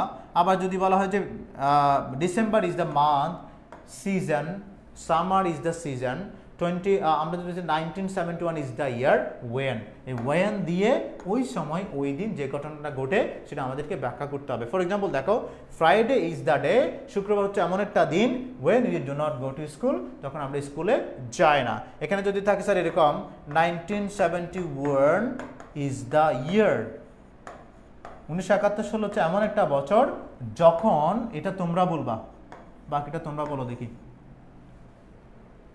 1971 is the year when। Ruhul Amin, ভালো আছি স্যার, আশা করি আপনি ভালো আছেন। Okay please, 1971 is the year when, when এর পরে কি লিখবা? তার মানে 1971 সাল হচ্ছে এমন একটা বছর যখন ওই সালে কি ঘটেছে সেটা তোমাকে লিখতে হবে। কেউ একজন আনসার লিখতে হবে, উই গট আওয়ার ইন্ডিপেন্ডেন্স, হৃদয়ে Ronaldo, very good. Okay, we got our independence, we got freedom. Okay, very good. Naim লিখেছে we got freedom, অন্য কিছু লিখতে পারো চাইলে। Okay, we got our independence or we got freedom. when দেওয়া আছে we get freedom লিখবো না আমরা, যেহেতু এটা 1971 সালে ঘটনাটা ঘটছে, তাহলে we got freedom লিখবো। যদিও চিরন্তন সত্য বা ঐতিহাসিক সত্য হিসেবে get freedom লেখা যায়, বাট বেসিক্যালি 1971 সালে ঘটনা আমরা পাস্ট টেন্সেই লিখবো। উই আর্ন লিখবো না, আর্ন হবে না এখানে, অর্জন করার জন্য এখানে আর্ন আসবে না, এখানে হবে উই অ্যাচিভড দিতে পারো এখানে। We got hour independence, very good. তাহলে অনেকে সঠিক উত্তর দিয়েছো, ধন্যবাদ। সো আমরা 20টা রুলস, গুরুত্বপূর্ণ রুলস আলোচনা করেছি। এখন আর কথা না বাড়িয়ে তোমরা অনেকেই মুখিয়ে আছো কিসের জন্য? স্যার বোর্ড কোয়েশ্চেনে যেভাবে আসে সেভাবে প্র্যাকটিস করার জন্য। So it's time to practice. এখন তোমরা আনসার করতে পারবা। Habiba Haque, very good, we achieved our independence. So এখন প্র্যাকটিসের পালা, এখন তোমরা বলবে, ঠিক আছে? সো কি আসছে দেখো একটু করে। 1 নম্বরে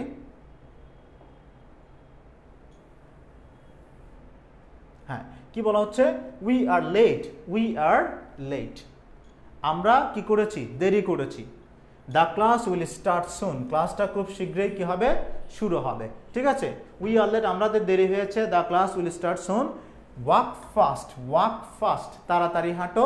লাস্ট, একটু আগেই কিন্তু আমি লাস্ট দিয়ে রুলসটা আলোচনা করেছি। তাহলে স্যার কি হবে? কেউ একজন কমেন্ট করে জানাতে পারো। Walk fast, last. We should miss the class. Prince Shoro, very good. You are so fast. We should miss the class. কেন we should miss the class কেন আসছে? বলা হচ্ছে কি লাস্টের পরে সাবজেক্ট আসবে, সাবজেক্ট দিলাম আমরা উই, আমি এখানে লিখছি আনসারটা উই। এরপরে স্ট্রাকচার অনুযায়ী চলে আসবে শুড, এবং শুডের পরে ভার্বের present form. We should miss the class. Okay, miss the class. পাঁচে না আবার আমরা ক্লাসটা মিস করি। এখন খেয়াল করো এখানে কনটেক্সচুয়াল কারেক্টনেসের দরকার আছে। অনেক সময় তোমরা মুখস্থ করে লিখে ফেলো যে we should miss the train. দেখো এখানে বলা হচ্ছে কি আমরা দেরি করেছি, ক্লাস খুব শীঘ্রই শুরু হবে, তাড়াতাড়ি হাঁটো, পাঁচে না আবার we fall down, we should fall down, আমরা পড়ে যাই, ওভাবে লেখা যাবে না, কারণ এখানে ক্লাস নিয়ে কথা বলা হচ্ছে। We should miss the class, আগের বাক্যের সাথে পরের বাক্যের একটা কি থাকতে হবে, মিল থাকতে হবে। ভেরি গুড, ওকে। তারপর আসছে কি দেখো, দেয়ার গোস আ প্রভার্ব দ্যাট, এখানে বলা হচ্ছে দেয়ার গোস আ প্রভার্ব দ্যাট, প্রবাদ আছে যে। এখন অনেকগুলো প্রবাদ আছে, রাইট? কোন প্রবাদটা তুমি লিখবে, এটার জন্য তোমাকে পরের অংশটা একটু পড়তে হবে, পরের অংশের সাথে মিলিয়ে তোমাকে এখানে স্যার প্রবাদটা লিখতে হবে। সো এখানে হচ্ছে সো তাই we must make proper use of time, তাই আমাদের অবশ্যই সময়ের সদ্ব্যবহার করতে হবে। তাহলে বোঝা যাচ্ছে এখানে যেই প্রবাদটা আমরা লিখবো সেটা সময় রিলেটেড হতে হবে। তাহলে স্যার কি হবে, দেয়ার ইজ এ প্রবাদ that time and tide wait for none. অনেকেই সুন্দর উত্তর দিয়েছে, শরীফা কলি, তারপর হচ্ছে he should miss the class, a stitch in time saves না, ওকে। হ্যাঁ, তুলি লিখেছে a stitch in time saves nine, তাও হবে time and tide wait for none, or you can write a stitch in time saves 9, সময়ের 1/4 তো অসময়ের 10/4, ওকে। তা দেয়ার গোস এ প্রভাব দ্যাট, আমরা বললাম টাইম অ্যান্ড টাইট, সময় এবং জলস্রোত কারোর জন্য অপেক্ষা করুন, টাইট ওয়েট ফর নান, ওকে। তাহলে স্যার এভাবেই বাকির সাথে মিলিয়ে আমরা প্রভাবটা লিখে দিলাম, ওকে। দেন এরপরে বলা হচ্ছে কি দেখো, সি নাম্বারটা আমরা আলোচনা করব, এটা তো শেষ, এ বি শেষ, C number. The condition of Mitu's father was not well, বলা হচ্ছে মিতুর বাবার অবস্থা অত বেশি কি নয়, ভালো নয়, ভালো ছিল না, ওয়াজ নট সো ওয়েল। এরপর হচ্ছে if I knew his mobile number, এই দেখো ইফ, তাহলে স্যার ইফ যুক্ত অংশের, এটা হচ্ছে সেকেন্ড কন্ডিশনাল আমি আলাদা করে ক্লাস নিয়েছিলাম, আমাদের পেজে ক্লাসটা আছে যে if I knew his mobile number. তাহলে স্যার ইফ যুক্ত অংশটা কোন টেন্সে আছে, ইফ যুক্ত অংশটা আছে পাস্ট ইনডেফিনিট। তাহলে স্যার এটার স্ট্রাকচারটা হচ্ছে এরকম, আমি এখানে স্ট্রাকচারটা আলোচনা করে দিই, ইফ প্লাস পাস্ট ইনডেফিনিট, তার মানে ইফ যুক্ত অংশটা যদি পাস্ট ইনডেফিনিট টেন্সে থাকে তাহলে পরের অংশটা তোমাকে লিখতে হবে এভাবে, সাবজেক্ট প্লাস উড অথবা কুড প্লাস বি ওয়ার্ন ভার্বের প্রেজেন্ট ফর্ম প্লাস অবজেক্ট। তাহলে স্যার বলা হচ্ছে ইফ আই নিউ, যদি আমি জানতাম তার বাবার মোবাইল নাম্বারটা, আমি তাকে কল করতে পারতাম, ওকে, আমি তাকে কল করতে পারতাম। তাহলে আমরা এখানে লিখবো স্যার কি, আই কুড, আমি এখানে অ্যান্সারটা লিখছি যে আই কুড, আমি পারতাম, call him, I could call him. বলা হচ্ছে মিতুর বাবার অবস্থা ভালো নয়, আমি যদি জানতাম আমি তাকে কল করতে পারতাম।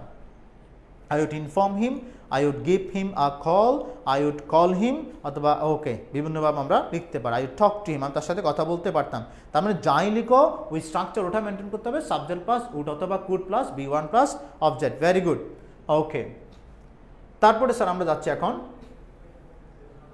ডি নাম্বারে বলা হচ্ছে দো Bangladesh is a small country, দো বাংলাদেশ ইজ, প্রথম আমরা টেন্সটা চিন্তা করি, এখানে আছে প্রেজেন্ট টেন্সে, মানে দো যুক্ত অংশটা প্রেজেন্ট টেন্সে। আমরা দো দিয়ে স্যার দুটো গুরুত্বপূর্ণ নিয়ম একটু আগে আলোচনা করেছি, যে দো যুক্ত অংশটা যদি প্রেজেন্ট ইনডেফিনিট হয় পরেরটা হবে প্রেজেন্ট ইনডেফিনিট অথবা ফিউচার ইনডেফিনিট, আবার দো যুক্ত অংশটা যদি পাস্ট টেন্সে থাকে পরেরটা লিখবো পাস্ট টেন্সে, এবং পরের কথাটা হবে বিপরীতমুখী কন্ট্রাডিক্টরি, মানে দো দিয়ে বাক্য লিখলে পরেরটা বিপরীতমুখী হবে। আচ্ছা, এরপরের লাইনটা কি বলা হচ্ছে, যদিও বাংলাদেশ একটা ছোট দেশ।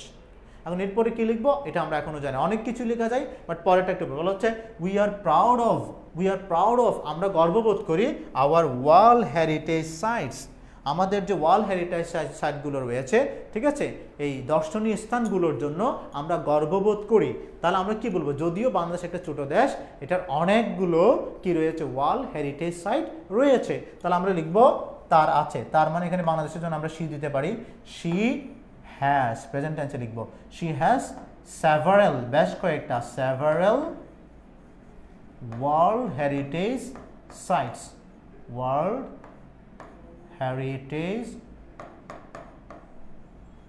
যেমন আমাদের কক্সবাজার রয়েছে, সুন্দরবন রয়েছে, রাইট, তো কুয়াকাটা রয়েছে, তো she has several world heritage sites, site লিখলে হবে না, কি লিখতে হবে, সাইটস, হ্যাঁ, তাহলে স্যার কি লিখলাম?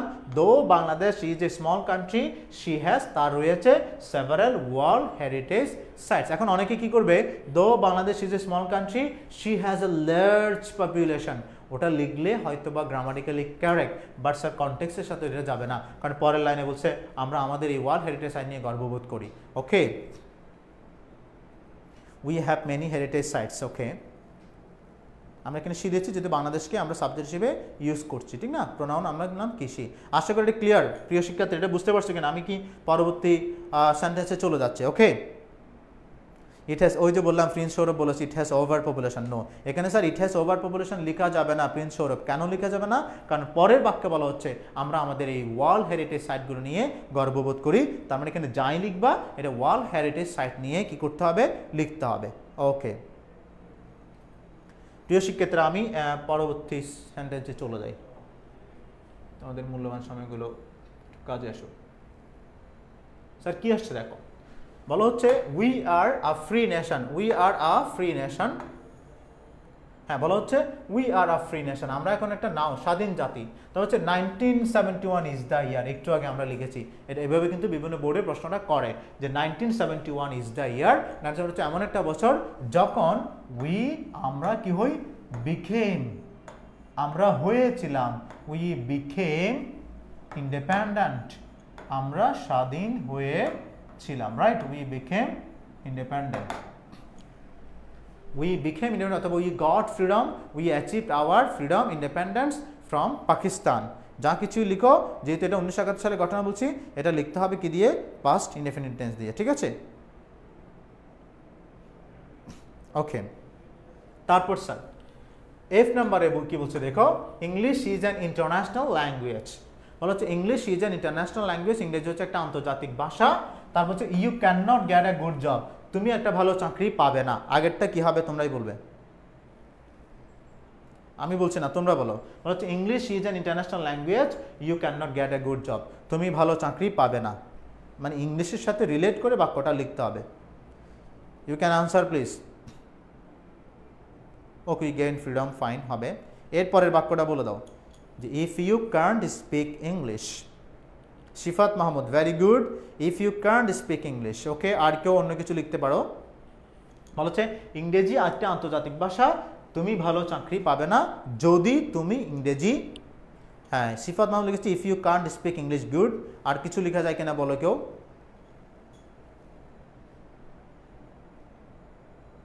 Without learning English you can not get a good job. Very good, তুমি ফ্রেজ দিয়ে লিখেছো without learning English. Shifat Mahmud লিখেছে if you can't speak English, if you can't speak English well, okay, can you speak English? আর আরটিকে লিখেছে সুমাইয়া রহমান আরশি লিখেছে without learning English. Okay, without learning English you can not get a good job, without learning English. Okay, আমরা সেভাবেও লিখতে পারি without learning English you can not get a good job. Okay, তারপর লিখেছে we unless you learn properly, unless you learn English properly, ওভাবে লিখতে পারি। শরীফা কলি লিখেছে unless you learn English properly। Okay fine, সেভাবে আমরা লিখতে পারি। তাহলে স্যার আমাকে ওই যে মানে টেন্সটা মেনটেন করে লিখতে হচ্ছে, আমি এটা পারবো না। ওকে ফাইন। তারপর স্যার আমরা চলে যাচ্ছি জি নাম্বারে। জি নাম্বার হচ্ছে আই ফাউন্ড। দেখো আই ফাউন্ড, এটা আসছে কোত্থেকে স্যার? ফাইন্ড থেকে। ফাইন্ড হচ্ছে খুঁজে পাওয়া, ফাইন্ডের বি2 হচ্ছে ফাউন্ড, পাস্ট টেন্স আছে। Okay fine. I found a box in the room, আমি রুমের মধ্যে একটা বক্স খুঁজে পেয়েছিলাম। The box was too heavy, too heavy. দেখো টু হ্যাভি ফর, এই যে টু দিয়ে কিন্তু দুটো নিয়ম, একটা হচ্ছে too plus adjective plus to plus বি1, একটা এভাবে হতে পারে, আরটা হতে পারে স্যার এভাবে too plus adjective plus for plus object plus আবার হবে টু প্লাস বি1। ওকে, তাহলে প্রিন্স সৌরভ লিখেছে for me to carry, me to carry, for তো দেওয়া আছে এজন্য শরীফাকে লিখেছে মি টু ক্যারি। ওকে, তাহলে sir unless you have good command of English, Habiba এতক্ষণ পর আনসার করছে। তাহলে কি হবে sir? I was really sorry, I found a box in the room, the box was too heavy for me, for me, এরপর automatically কি আসবে to carry, মানে বক্সটা আমার জন্য এত ভারী ছিল যে আমি এটা বহন করতে পারছিলাম না। The box was too heavy for me. তাহলে স্যার টু দিয়ে আমি দুটি স্ট্রাকচার বলেছি, যদি টু হ্যাভি পরে ফর দেওয়া থাকে তাহলে তোমাকে এটা অবজেক্ট বসায় ফেলতে হবে, এরপর 2 + B1। যদি এখানে ফরটা দেওয়া না থাকতো অতটুকু লিখলে হতো the box was too heavy to carry. Okay, তো আশা করি বুঝতে পারছো। সালমান আহমেদ ধন্যবাদ। Okay, me to lift, okay fine, me to lift, এটা আমি তুলতে পারছিলাম না, সেটা হবে। Very good. সো আমি এরপরে চলে যাচ্ছি স্যার পরবর্তী সেন্টেন্সে। হ্যাঁ, এস নাম্বার দেখে, এস নাম্বার কি বলা হচ্ছে? বলা হচ্ছে I was really in a great danger. বলা হচ্ছে I was really in a great danger, সত্যিকার অর্থে আমি একটা মহা বিপদে ছিলাম। I was really in a great danger, আমি সত্যি কথা মহা বিপদে ছিলাম। হচ্ছে he came here with a view to. With a view to শব্দটা আমরা ব্যবহার করি কি জন্য স্যার? উদ্দেশ্য প্রকাশ করার জন্য, ঠিক আছে, উদ্দেশ্যে। তাহলে সে এখানে এসেছে একটা উদ্দেশ্য, এবং উইথ এ ভিউ টুর পরে কিন্তু ভার্বের সাথে কি যুক্ত করতে হবে? আইএনজি দিয়ে আমরা ক্লজটা শেষ করব। তাহলে কি হবে sir? He came here with a view two. এখানে বলা হচ্ছে I was really in great danger, আমি খুব বেশি বিপদের মধ্যে ছিলাম। হি কেম হিয়ার, সে এখানে এসেছিল উইথ এ ভিউ টু। তাহলে কি হবে? With a view to helping me. হ্যাঁ, সে এখানে এসেছে আমাকে হেল্প করার জন্য। Okay, very good. With a view to helping me, সে আমাকে এখানে হেল্প করার জন্য এসেছে। With a view to helping me, fine. With a view to helping me. আচ্ছা, চাইলে তো এভাবে বলতে পারে I was really in great danger, he came here with a view to killing me, সে আমাকে কিল করার জন্য এখানে আসছে, সেভাবেও হতে পারে, মানে তার উদ্দেশ্যটা খারাপ ছিল। ওকে, এই জন্য আমি বিপদে ছিলাম। With a view to looking me, looking me কথাটা কেমন জানি স্যার যাচ্ছে না, আমি বিপদে ছিলাম, সে আমাকে দেখতে আসছে, looking me. With a view to helping me অথবা with a view to visiting me দিতে পারো, ভিজিট করতে আসছে, দেখতে আসা মানে এখানে মূলত লুক না হয়ে ভিজিট করতে আসা, আমরা যখন কাউকে দেখতে যাই, রাইট? ওকে, তাহলে স্যার এটা বুঝতে পারছি, এটা সহজ ছিল। তারপর আমরা চলে যাচ্ছি sir I number. I number হচ্ছে I can recall his name, হচ্ছে আই ক্যান রিকল, আমি তার নামটা স্মরণ করতে পারছি না। ইট ইজ লং সিন্স, ওই যে সিন্স নিয়ে আলোচনা করেছি, তাহলে স্যার সিন্সের আগেরটা হচ্ছে আমি তাকে রিকল করতে পারছি না, চিনতে পারছি না। ইট ইজ লং সিন্স, তাহলে সিন্সের আগেরটা কোন টেন্স আছে? প্রেজেন্ট ইনডেফিনিট, পরেরটা হবে পাস্ট ইনডেফিনিট। তাহলে কোন একটা ঘটনা ঘটছে, কি বলছে? We met last, very good. Since we met last, since I called him by his name. Okay, we met last will be very suitable. তাহলে কি হবে? উই মিটের পাস্ট টেন্স হচ্ছে উই ম্যাট লাস্ট। ওকে, কেন met হলো sir? ওই যে সিন্সের আগেরটা প্রেজেন্ট ইনডেফিনিট, পরেরটা পাস্ট ইনডেফিনিট, পাস্ট ইনডেফিনিট মানে হচ্ছে ভার্বের পাস্ট ফর্ম। আশা করি বুঝতে পারছো সবাই। তারপরে দেখো এবার হচ্ছে time will decide everything. Time will decide everything, সময় সব কিছু কী করে দিবে? নির্ধারণ করে দিবে। তোমার কাজকে do your best, do your best, তুমি তোমার সর্বোচ্চটা দাও। এরপরে কি লিখবা? Do your best if you want to shine. আমরা লিখতে পারি তোমার বেস্টটা করো if you want to shine, যদি তুমি শাইন করতে চাও।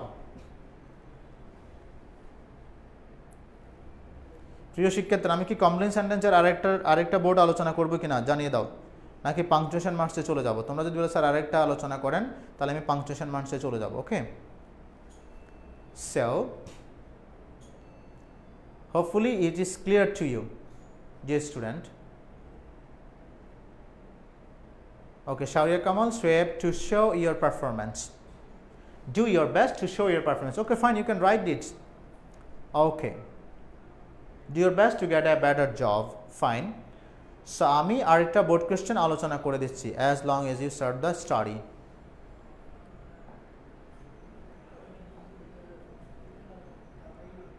Okay, dear student, there is another board. We will discuss it over. So, a number কি আসছে দেখো একটু করে। You have to respond. Okay, a number দেখো প্রিয় শিক্ষার্থীরা, trees are essential for our existence. Okay, বলছে trees are essential for our existence, আমাদের অস্তিত্বের জন্য, আমাদের জীবনের জন্য। এখানে অস্তিত্ব মানে আমাদের লাইফটাকে বোঝানো হচ্ছে। বলা হচ্ছে trees are essential for our existence, আমাদের অস্তিত্বের জন্য বৃক্ষ খুব বেশি অপরিহার্য, প্রয়োজনীয়। So we should, বাকিটা তোমরা কমপ্লিট করে জানিয়ে দাও। So we should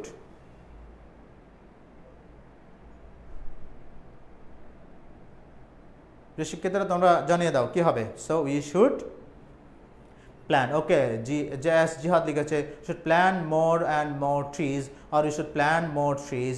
ওকে, যেভাবে লিখি শুড, যেহেতু শুড আছে মনে দিলেই ভার্বের প্রেজেন্ট ফর্ম হবে we should plan more trees অথবা more and more trees. More trees লিখলে হয় we should plan more trees. আরও একটু করতে পারি to save our environment, to save our অথবা টু সেভ আওয়ার এক্সিস্টেন্স, আমাদের অস্তিত্ব টিকিয়ে রাখার জন্য আমাদের বেশি বেশি গাছ রোপণ করা উচিত। Very good, we should plant trees.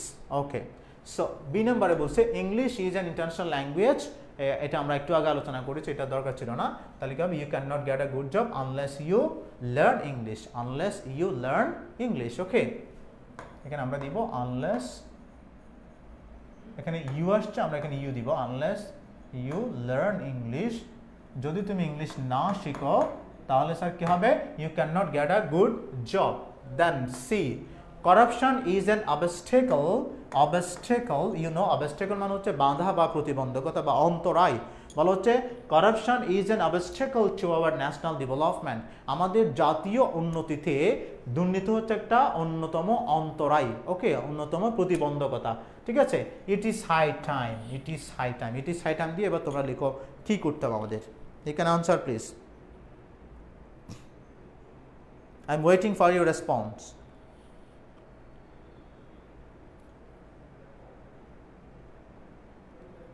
Obstacle মানে স্যার প্রতিবন্ধকতা, ঠিক আছে, বাধা। ওকে, অথবা আমরা বলতে পারি অন্তরায়, সে অন্তরায়। ওকে, হ্যাঁ, বলা হচ্ছে দুর্নীতি আমাদের উন্নয়নে, জাতীয় উন্নয়নের সবচেয়ে বড় বাধা। It is high time, it is high time দিয়ে একটু আগে আলোচনা করেছি। It is high time to stop হবে না তো, টু স্টপ ইট, টু এর পরে stop this, it is high time we stopped corruption. Just Jihad দেখছি স্টপড করাপশন, করাপশন আসলে এখানে স্টপ না দিয়ে একটা সুন্দর শব্দ দেওয়া যায়, হ্যাঁ, টু প্রিভেন্ট ইট দেওয়া যাবে, উই স্টপড ইট না দিয়ে আমরা দেবো we controlled. Okay, Habiba Haque লিখেছে to raise our voice against corruption. Very good, to raise our voice against corruption, দুর্নীতির বিরুদ্ধে কথা বলা, এটা উপযুক্ত সময়। টু স্প্যান্ড ইট, স্প্যান্ড, এটা খরচ করে ফেলা, নো, আমরা লিখবো কি, it is high time we controlled. Okay, we controlled it, আমরা এটা কি করব, কন্ট্রোল। তাহলে স্যার এখানে কন্ট্রোল দি, স্টপ দি, যাই দি, ভার্বের পাস্ট ফর্ম, কারণ আমরা জানি it is time, it is high টাইমের পরে সাবজেক্টের পরে বি2 হবে, অথবা you can write it is time to take effective steps against corruption. Okay, we raised our voice against corruption. Fine, very good. Okay, আশা করি তোমরা বুঝতে পারছো ব্যাপারটা। এরপরে দেখো এবার ডি নাম্বার, ডি নাম্বারে কি বলছে, হচ্ছে my childhood was full of joys and happiness. My childhood was full of joys and happiness, আমার শৈশব আনন্দ পরিপূর্ণ ছিল, ভরপুর ছিল। আই উইশ, তাহলে স্যার আই উইশের পরে সাবজেক্টের পরে কি আসবে, ওয়ার, তাহলে আমার ইচ্ছে হচ্ছে আমি কি হয়ে যায়, আবার শিশু হয়ে যায়। তাহলে I wish I were a child, I wish I were a child. Okay, I wish I were a child again, you can write. Okay, fine. I wish I could return to my childhood. হবে সিফাত Mahmud, very good. তারপর আসছে sir E number, E number হচ্ছে mobile phone is a wonder of modern science. Mobile phone হচ্ছে আধুনিক বিজ্ঞানের বিষয়, but কিন্তু, তাহলে বিপরীতমুখী কথা। এখানে হচ্ছে মোবাইল ফোন হচ্ছে আধুনিক বিজ্ঞানের বিস্ময়কর আবিষ্কার, কিন্তু এরপরে কি লিখবা, বাট দিয়ে লিখো, বাট।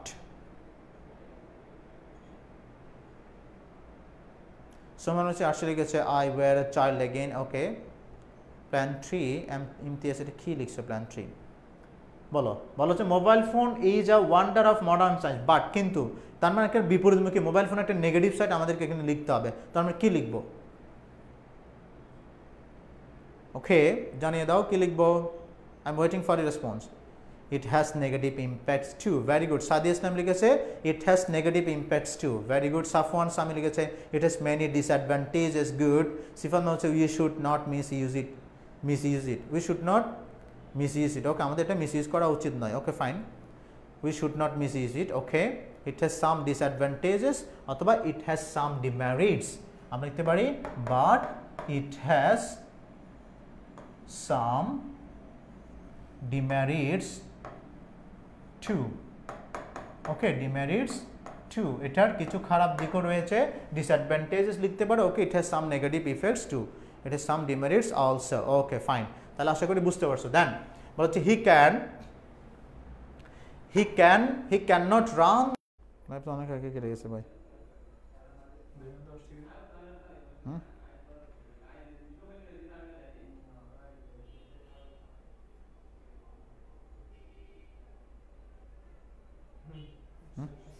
আছে ওকে।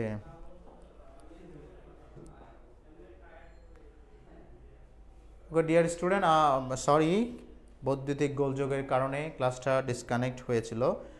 আমাকে শোনা যাচ্ছে কিনা একটু জানাও প্লিজ, তাহলে আমি ক্লাসটা একটু রিজিউম করছি।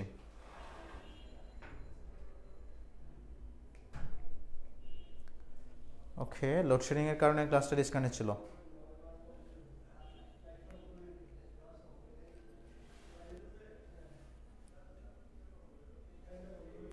দ্রুত আলোচনা করে শেষ করতে হবে।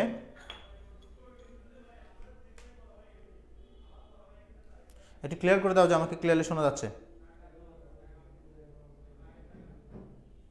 Okay sir, okay fine. So কথা নাম্বার আমরা ক্লাসে চলে যাচ্ছি। আমরা আলোচনা করেছিলাম মোবাইল ফোন দিয়ে he can not run okay the business, অতটুকুতে আমরা ছিলাম।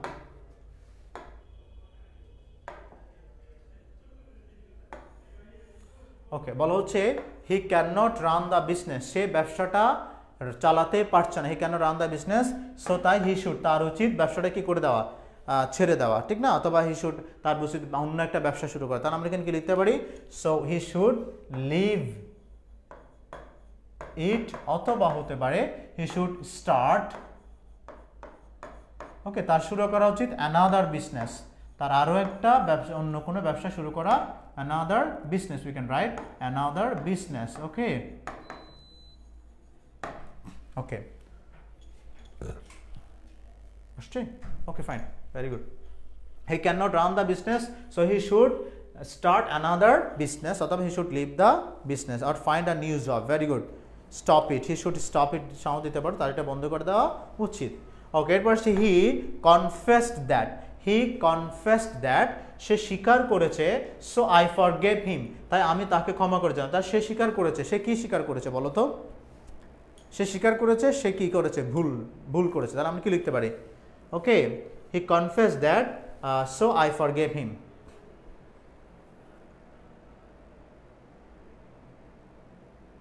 তোমরা আনসার করতে পারো, এরপর আমি ক্লিয়ার করে দিচ্ছি। He confess that, so I forgave him. He was guilty, he was guilty. Okay, very good. Somer Rahman আসলে লিখেছে he was guilty, সে স্বীকার করেছে যে সে দোষী ছিল। he was guilty. Okay, guilty, G-U-I-L-T-Y, G-U-I-L-T-Y, guilty. Okay, he confessed that he was guilty, সে দোষী ছিল, so I forgave him, তাই আমি তাকে কি করে দিয়েছিলাম, ক্ষমা করে দিয়েছিলাম। দেন এরপরে এস নাম্বারটা আমরা একটু করব।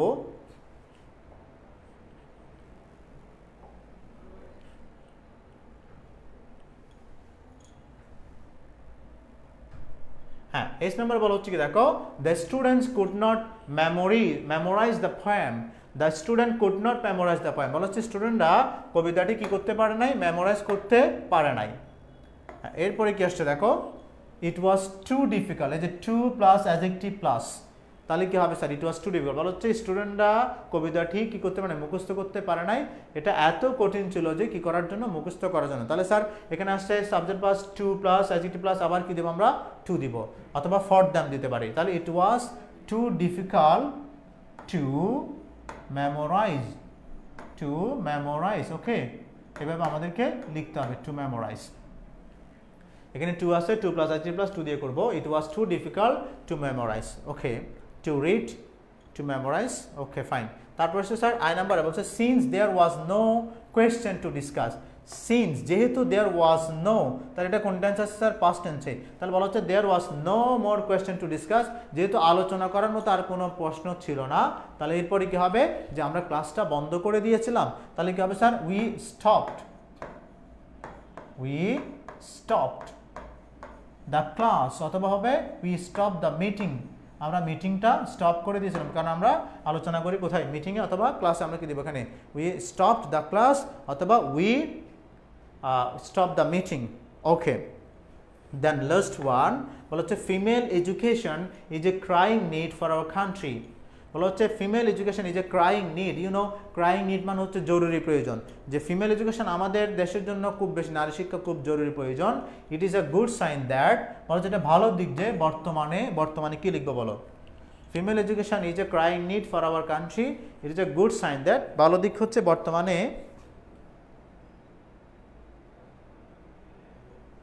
ওকে বর্তমানে, it is good sign that nowadays most of the guardians, আমি লিখতে পারি most of the guardians, অধিকাংশ গার্ডিয়ান কি করছে, sends পাঠাজি, right? Nowadays most of the guardians send their daughter, তাদের কন্যাদেরকে পাঠাচ্ছে, send their daughter, DAUGSTER, send their daughters to school, তাদের কন্যা সন্তানদের কি পাঠাচ্ছে, স্কুলে পাঠাচ্ছে, এটা একটা ভালো দিক। ওকে, গার্লস আর being educated in good numbers। Okay, আর বিং হবে সাদিয়া ইসলাম, তোমার ভুলে মনে হয় আরটা এন হয়ে গেছে। ওকে, তাহলে স্যার আমরা কি লিখতে পারি, it is a good sign that nowadays most of the guardians, অধিকাংশ গার্ডিয়ান কি করছে, send their daughters to school, তাদের সন্তানদেরকে স্কুলে পাঠাচ্ছে আর পাঠায়। Okay, so female education is increasing highly, female education is the number of female students are increasing দিতে পারি, is increasing highly. Okay fine, Safwan Sami লিখেছে, গুড।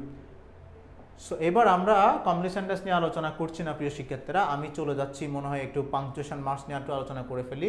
এখানে যদিও আরেকটা কনটেক্সট ছিল, আমি এটা আলোচনা করছি না, কারণ তোমাদের পড়ালেখা করতে হবে, কালকে পরীক্ষা, রাইটিং পার্টগুলো একটু দেখে নিতে হবে, ঠিক না?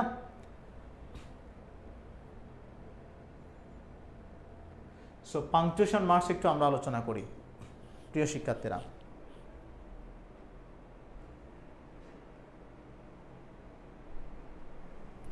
হ্যাঁ, পাংচুয়েশন মার্কসে আমি এখানে ডায়লগ আকারে এনেছি দুটো, আবার হচ্ছে একটা ন্যারেশন আকারে কিভাবে করবে সেটাও একটু আলোচনা করে দিব। তারপরে তোমাদেরকে প্যারাগ্রাফের সাজেশনটা দিয়ে ক্লাসটা শেষ করব, যেহেতু তোমাদের it's already about 8:37। Okay, so পাংচুয়েশনে দেখো, স্টুডেন্ট ডায়লগ আকারে যদি আসে এক্সকিউজ মি স্যার, তাহলে স্যার এক্সকিউজ মি স্যার, এই যে স্যার শব্দটা একটু করে দেখো প্লিজ, এই যে সম্বোধন পদ স্যার, এই স্যারটা যদি সেন্টেন্সের শুরুতে থাকে, এই যে এভাবে যদি সেন্টেন্সের শুরুতে থাকে, তাহলে আমাদের স্যারের পরে কি দিতে হবে, কমা দিতে হবে, রাইট? বাট এটা যদি মাঝখানে আসে, তাহলে স্যার আমরা এখানে কি দিব, আমরা এখানে স্যারের আগে একটা কি দিব, কমা দিব। এক্সকিউজ মি স্যার দেওয়ার পরে আমরা একটা ফুল স্টপ দিলাম। Okay, sir I want to discuss with you some grammatical problems, I want to discuss with you some grammatical problems, এখানে ফুল স্টপ দেওয়া আছে, আমরা আর কিছু দিতে হবে না। ওকে, তারপর বলছে teacher what class are you in, তুমি কোন ক্লাসে পড়ো? তাহলে স্যার এটা টিচারকে প্রশ্ন করেছে, আমাকে একটা কি দিতে হবে, কোয়েশ্চেন মার্ক এখানে দিতে হবে। ওকে, স্টুডেন্ট বলছে sir I am in class, এতে দেখো এখানে স্যারটা ছিল সেন্টেন্সের পরে, তার আগে কমা দিয়েছি, বাট এখানে স্যারটা আছে সেন্টেন্সের শুরুতেই, তারপর আমাকে একটা কি দিতে হবে, কমা দিতে হবে। বলো হচ্ছে sir I am in class 11, আমি ফার্স্ট ইয়ার পড়ছি, class 11, I am are newly admitted students here, একসাথে বলে দিচ্ছি I am are newly admitted student here, আমি হচ্ছে এখানে নতুন ভর্তিকৃত একজন স্টুডেন্ট। ওকে ফাইন, টিচার বলছে ওকে, যখন সেন্টেন্স শুরুতে এগুলো থাকবে, এরপর আমরা কি দিব, কমা দিব। ওকে টেল মি ইয়োর প্রবলেমস, কথা যেহেতু শেষ হয়েছে, তাহলে আমাদের কি দিতে হবে, ফুল স্টপ দিতে হবে। Okay tell me your problems. Then student বলছে student I want to understand the difference between a phrase and a clause, এখানে কোনো পরিবর্তন নাই, আই ওয়ান্ট টু আন্ডারস্ট্যান্ড, আমি বুঝতে চাই, দ্য ডিফারেন্স পার্থক্য between a phrase and a clause, এখানে ফুল স্টপ দেওয়া আছে। সো এখানে সব কিছু ঠিকঠাক আছে, আমাদের এখানে চেঞ্জ করার কোনো দরকার নেই। পরবর্তী অংশে যাচ্ছি আমরা।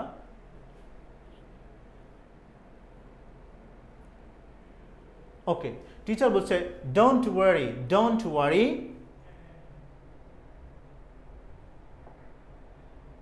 প্রিয় শিক্ষিতা দেখো বলা হচ্ছে ডোন্ট ওয়ারি, চিন্তা করো না।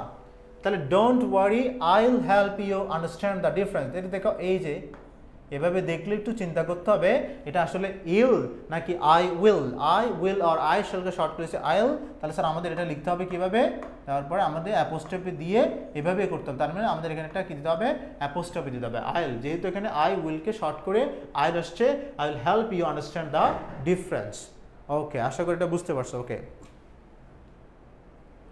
we need admitted student here, no one, good.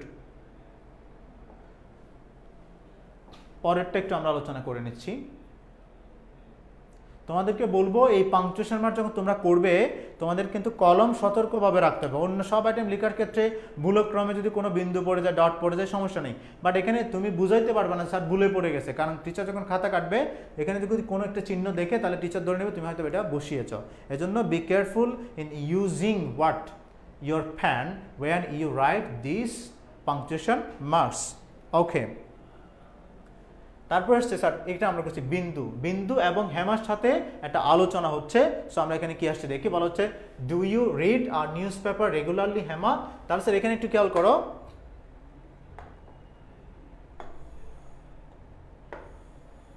হ্যাঁ এখানে বলা হচ্ছে ডু ইউ। এই যে দেখো এখানে যখন ডায়লগ শুরু হয় তখন শুরুর এই প্রথমটা কিন্তু আমাদের বড় হাতে দিতে হবে। তাহলে স্যার আমাদের এখানে ডিটা বড় হাতে দিয়ে লিখবো do you read are news paper regularly Hema.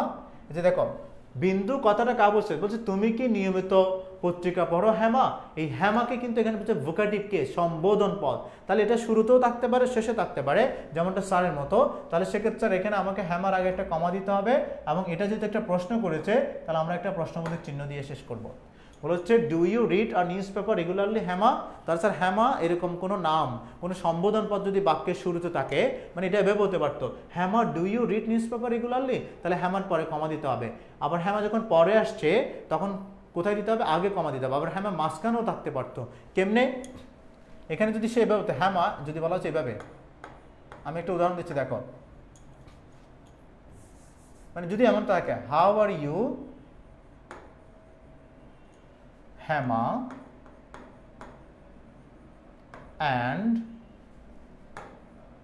where are you going, যদি এভাবে একসাথে where are you going,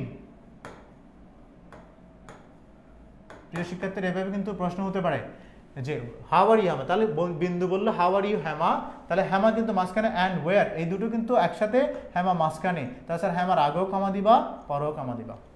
তার মানে স্যার ভোকেটিভ কেস যদি সেন্টেন্সের শুরুতে থাকে তারপরে কমা দিবা, যদি শেষে থাকে তার আগে কমা দিবা, যদি মাঝখানে থাকে তার আগেও কমা দিবা পরেও কমা দিবা। আশা করি বিষয়টা বুঝতে পারছো। ওকে, তাহলে স্যার আমি এখানে আবার সেট করছি, এখানে হবে ডিটা বড় হাতের হবে, do you read news paper regularly হেমার আগে কমা হবে, এখানে প্রশ্নবোধক চিহ্ন দিয়ে শেষ করতে হবে। এবার হেমা বলছে yes I do, yes I do. তাহলে স্যার এই যে ইয়েস অথবা নো এগুলো যদি সেন্টেন্সের শুরুতে থাকে এবং তারপরে যদি আরও কোনো কথা অ্যাড থাকে তাহলে স্যার আমাদের কি করতে হবে, ইয়েসের পরে কি দিতে হবে, কমা, ইয়েস আই ডু, হ্যাঁ আমি করি। হোয়াট অ্যাবাউট ইউ, তোমার কি খবর। এখানে যদি ফুল স্টপ দিয়েছে এখানে ফুল স্টপ হবে না, যেটা একটা প্রশ্ন, তাহলে কি হবে হোয়াট অ্যাবাউট ইউ, তোমার কি খবর, হোয়াট অ্যাবাউট ইউ, তোমার কি খবর।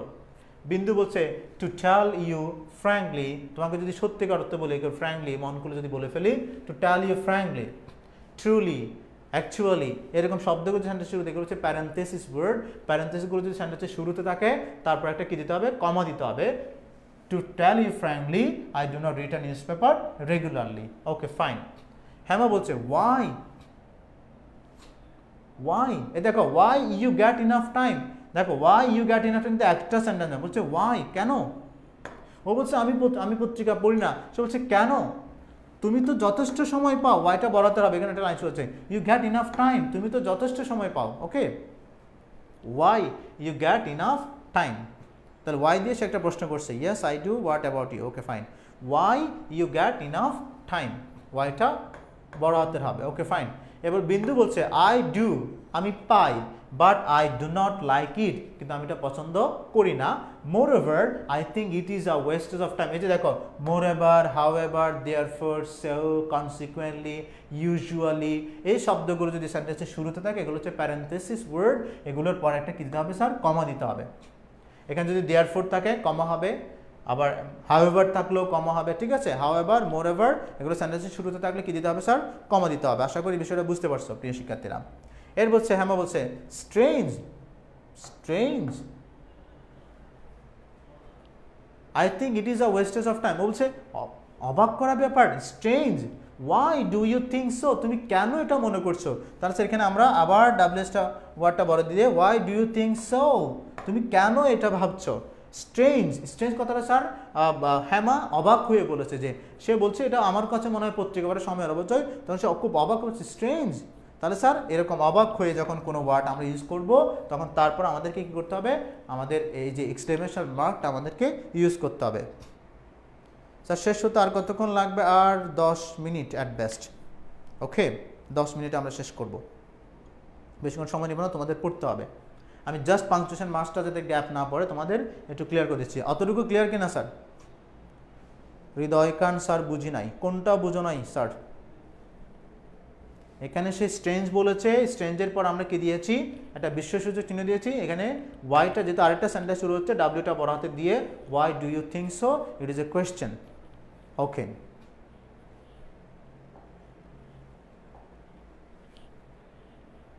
এবার ন্যারেশন আকারে আমাদের কীভাবে আসবে একটু করে আলোচনা করে দিই, তাহলে তোমাদের আর কোনো সংশয় থাকবে না।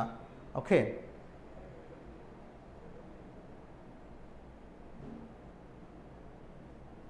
হ্যাঁ, ন্যারেশন আকারে করার সময় স্যার এখানে তোমাকে রিপোর্টিং ভার্ব এবং রিপোর্টেড স্পিচকে কিন্তু আলাদা করতে জানতে হবে। তুমি যদি কোনটা রিপোর্টিং ভার্ব বা কোনটা রিপোর্টেড স্পিচ, কোন কথাটা কে বলেছে কাকে বলেছে আলাদা করতে না পারো, তাহলে এভাবে ন্যারেশন আকারে যখন পাংচুয়েশন আসবে তখন তুমি নাম্বার কম পেতে পারো।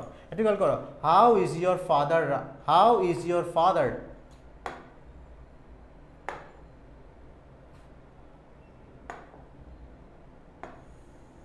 দেখো হচ্ছে হাউ ইজ ইয়োর ফাদার, তোমার বাবা কেমন আছে? How is your father? Rana said mister Karim. দেখো আমরা অনেক সময় কি করে মনে করি, এই যে মনে করো রানা বলেছে মনে করছি, কথাটা দেখো খেয়াল করো, how is your father Rana said mister Karim. Mister Karim বললো রানাকে, তার মানে রানাকে রানা বলে সম্বোধন করেছে। তার মানে স্যার এখানে খেয়াল করো, এখানে আমাকে শুরু করতে হবে এভাবে, হাউ ইজ ইয়োর ফাদার, কমা দিয়ে রানা, তার মানে এখানে মিস্টার করিম রানাকে তার নামে সম্বোধন করেছে। How is your father Rana, এটা একটা প্রশ্ন ছিল এবং এখানেই মিস্টার করিমের কথা শেষ।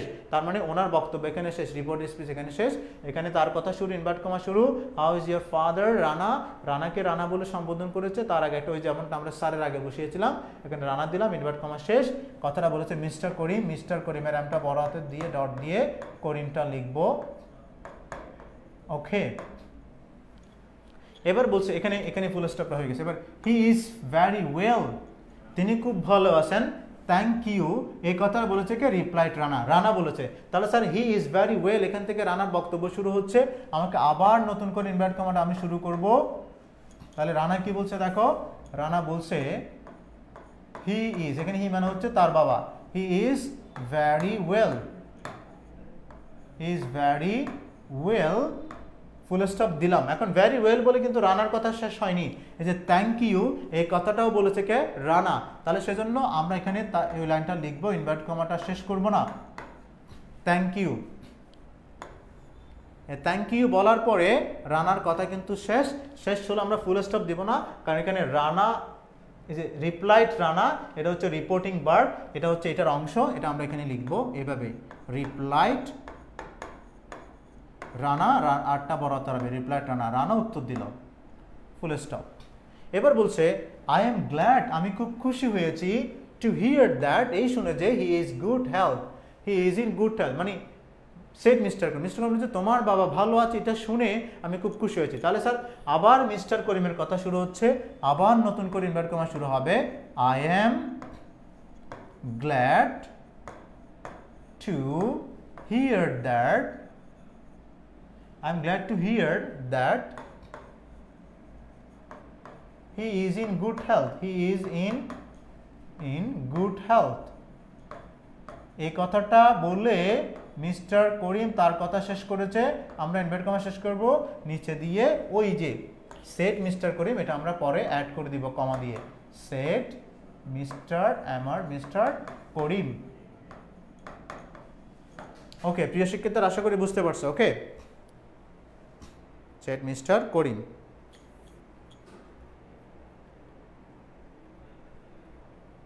ওকে, said Mr. Karim, he is very well, very good. অনেকে চমৎকার করে টাইপ করে দিচ্ছে, থ্যাংক ইউ রিপ্লাই টানা, I am glad to here that he is in good health, said Mr. Karim. ওকে, তাহলে স্যার আমরা এটা আলোচনা করে শেষ করি। বলা হচ্ছে I came here yesterday from my village. I came here yesterday from my village, he said, সে বলল।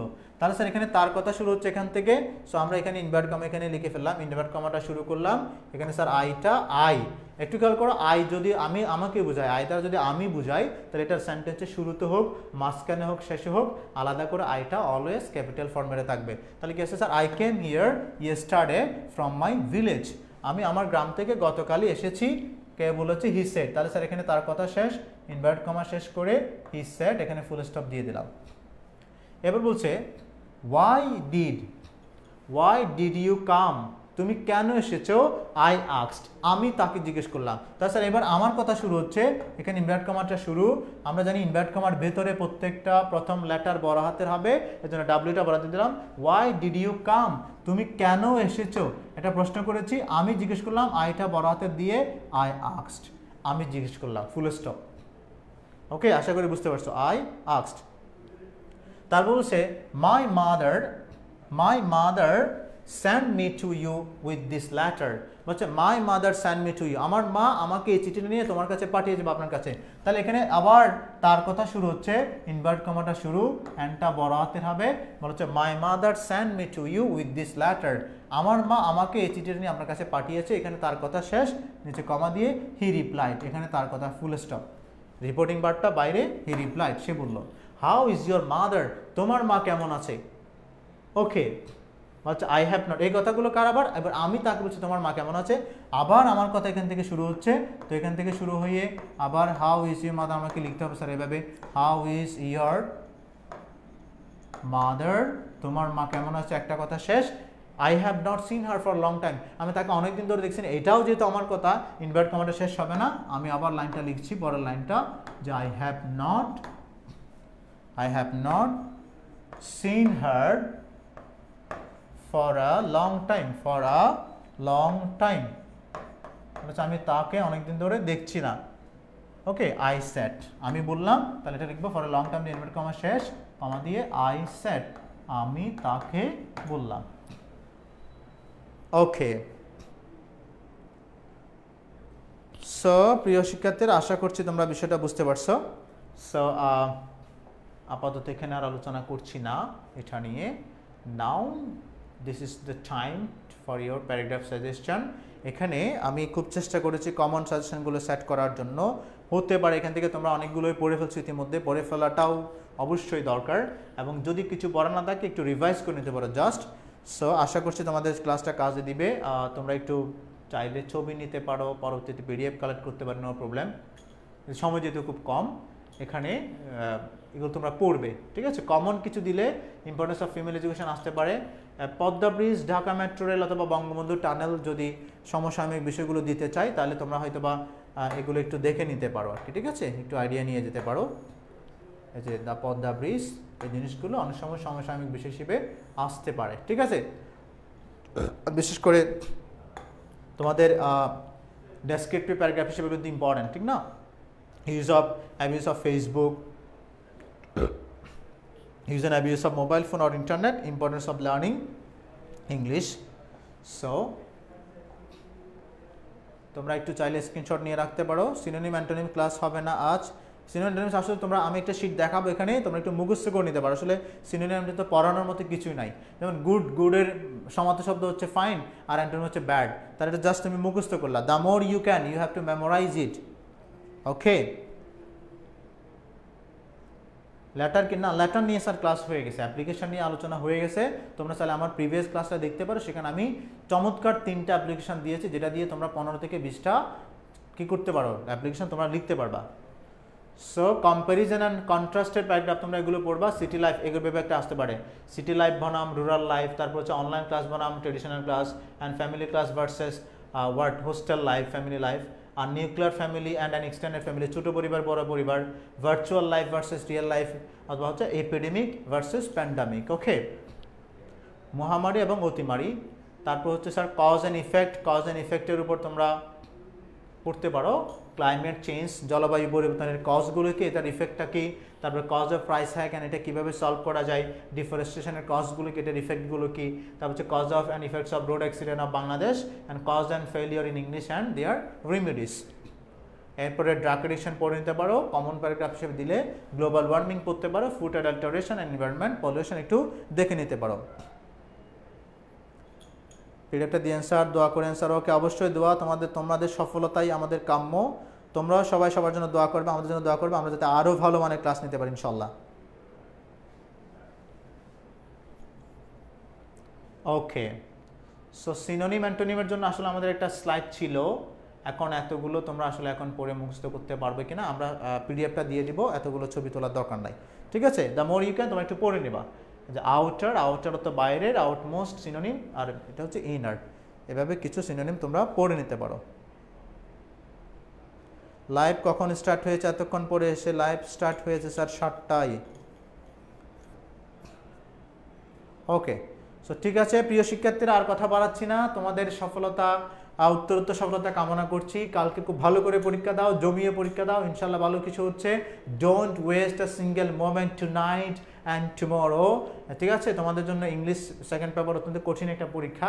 আশা করছি যারা পড়ালেখার সাথে ছিলে, যারা বিশেষ করে আমাদের গোল্ডেন ব্যাচ এবং র্যাপিড ব্যাচে ছিল, তারা অত্যন্ত ভালো রেজাল্ট করবে, এবং প্রত্যাশা করছি আজকে যারা লাইভে যুক্ত হয়েছো, নিশ্চয়ই তোমরা না কোনোভাবে অবশ্যই তোমরা উপকৃত হয়েছো এবং উপকৃত হবে। সো ক্লাসটা কেমন লাগলো এক লাইনে কমেন্ট করে জানিয়ে দিতে পারো। পড়ালেখার সাথে থাকো, পড়াশোনার সাথে থাকো, ভালো মানুষ হও, ভালো মানুষ হয়ে সমাজ, পরিবার তথা রাষ্ট্রকে তোমরা সেবা করো, এই প্রত্যাশায় এখানে শেষ করছি। আসসালামু আলাইকুম।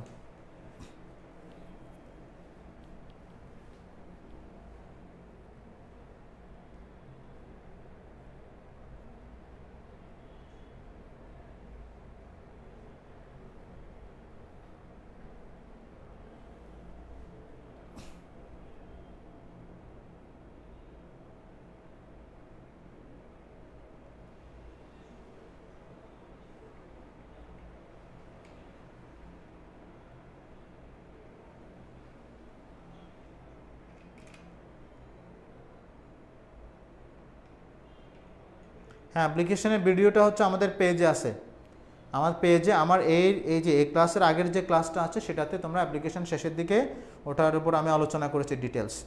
লং ক্লাস, 3 ঘন্টার ক্লাস, তবে একটু ট্রেনে দেখে ফেলবা, অতক্ষণ ক্লাস দেখার সময় নেই, তোমরা ক্লাসগুলো একটু স্ক্রল করে করে দেখে ফেলবা। ওকে,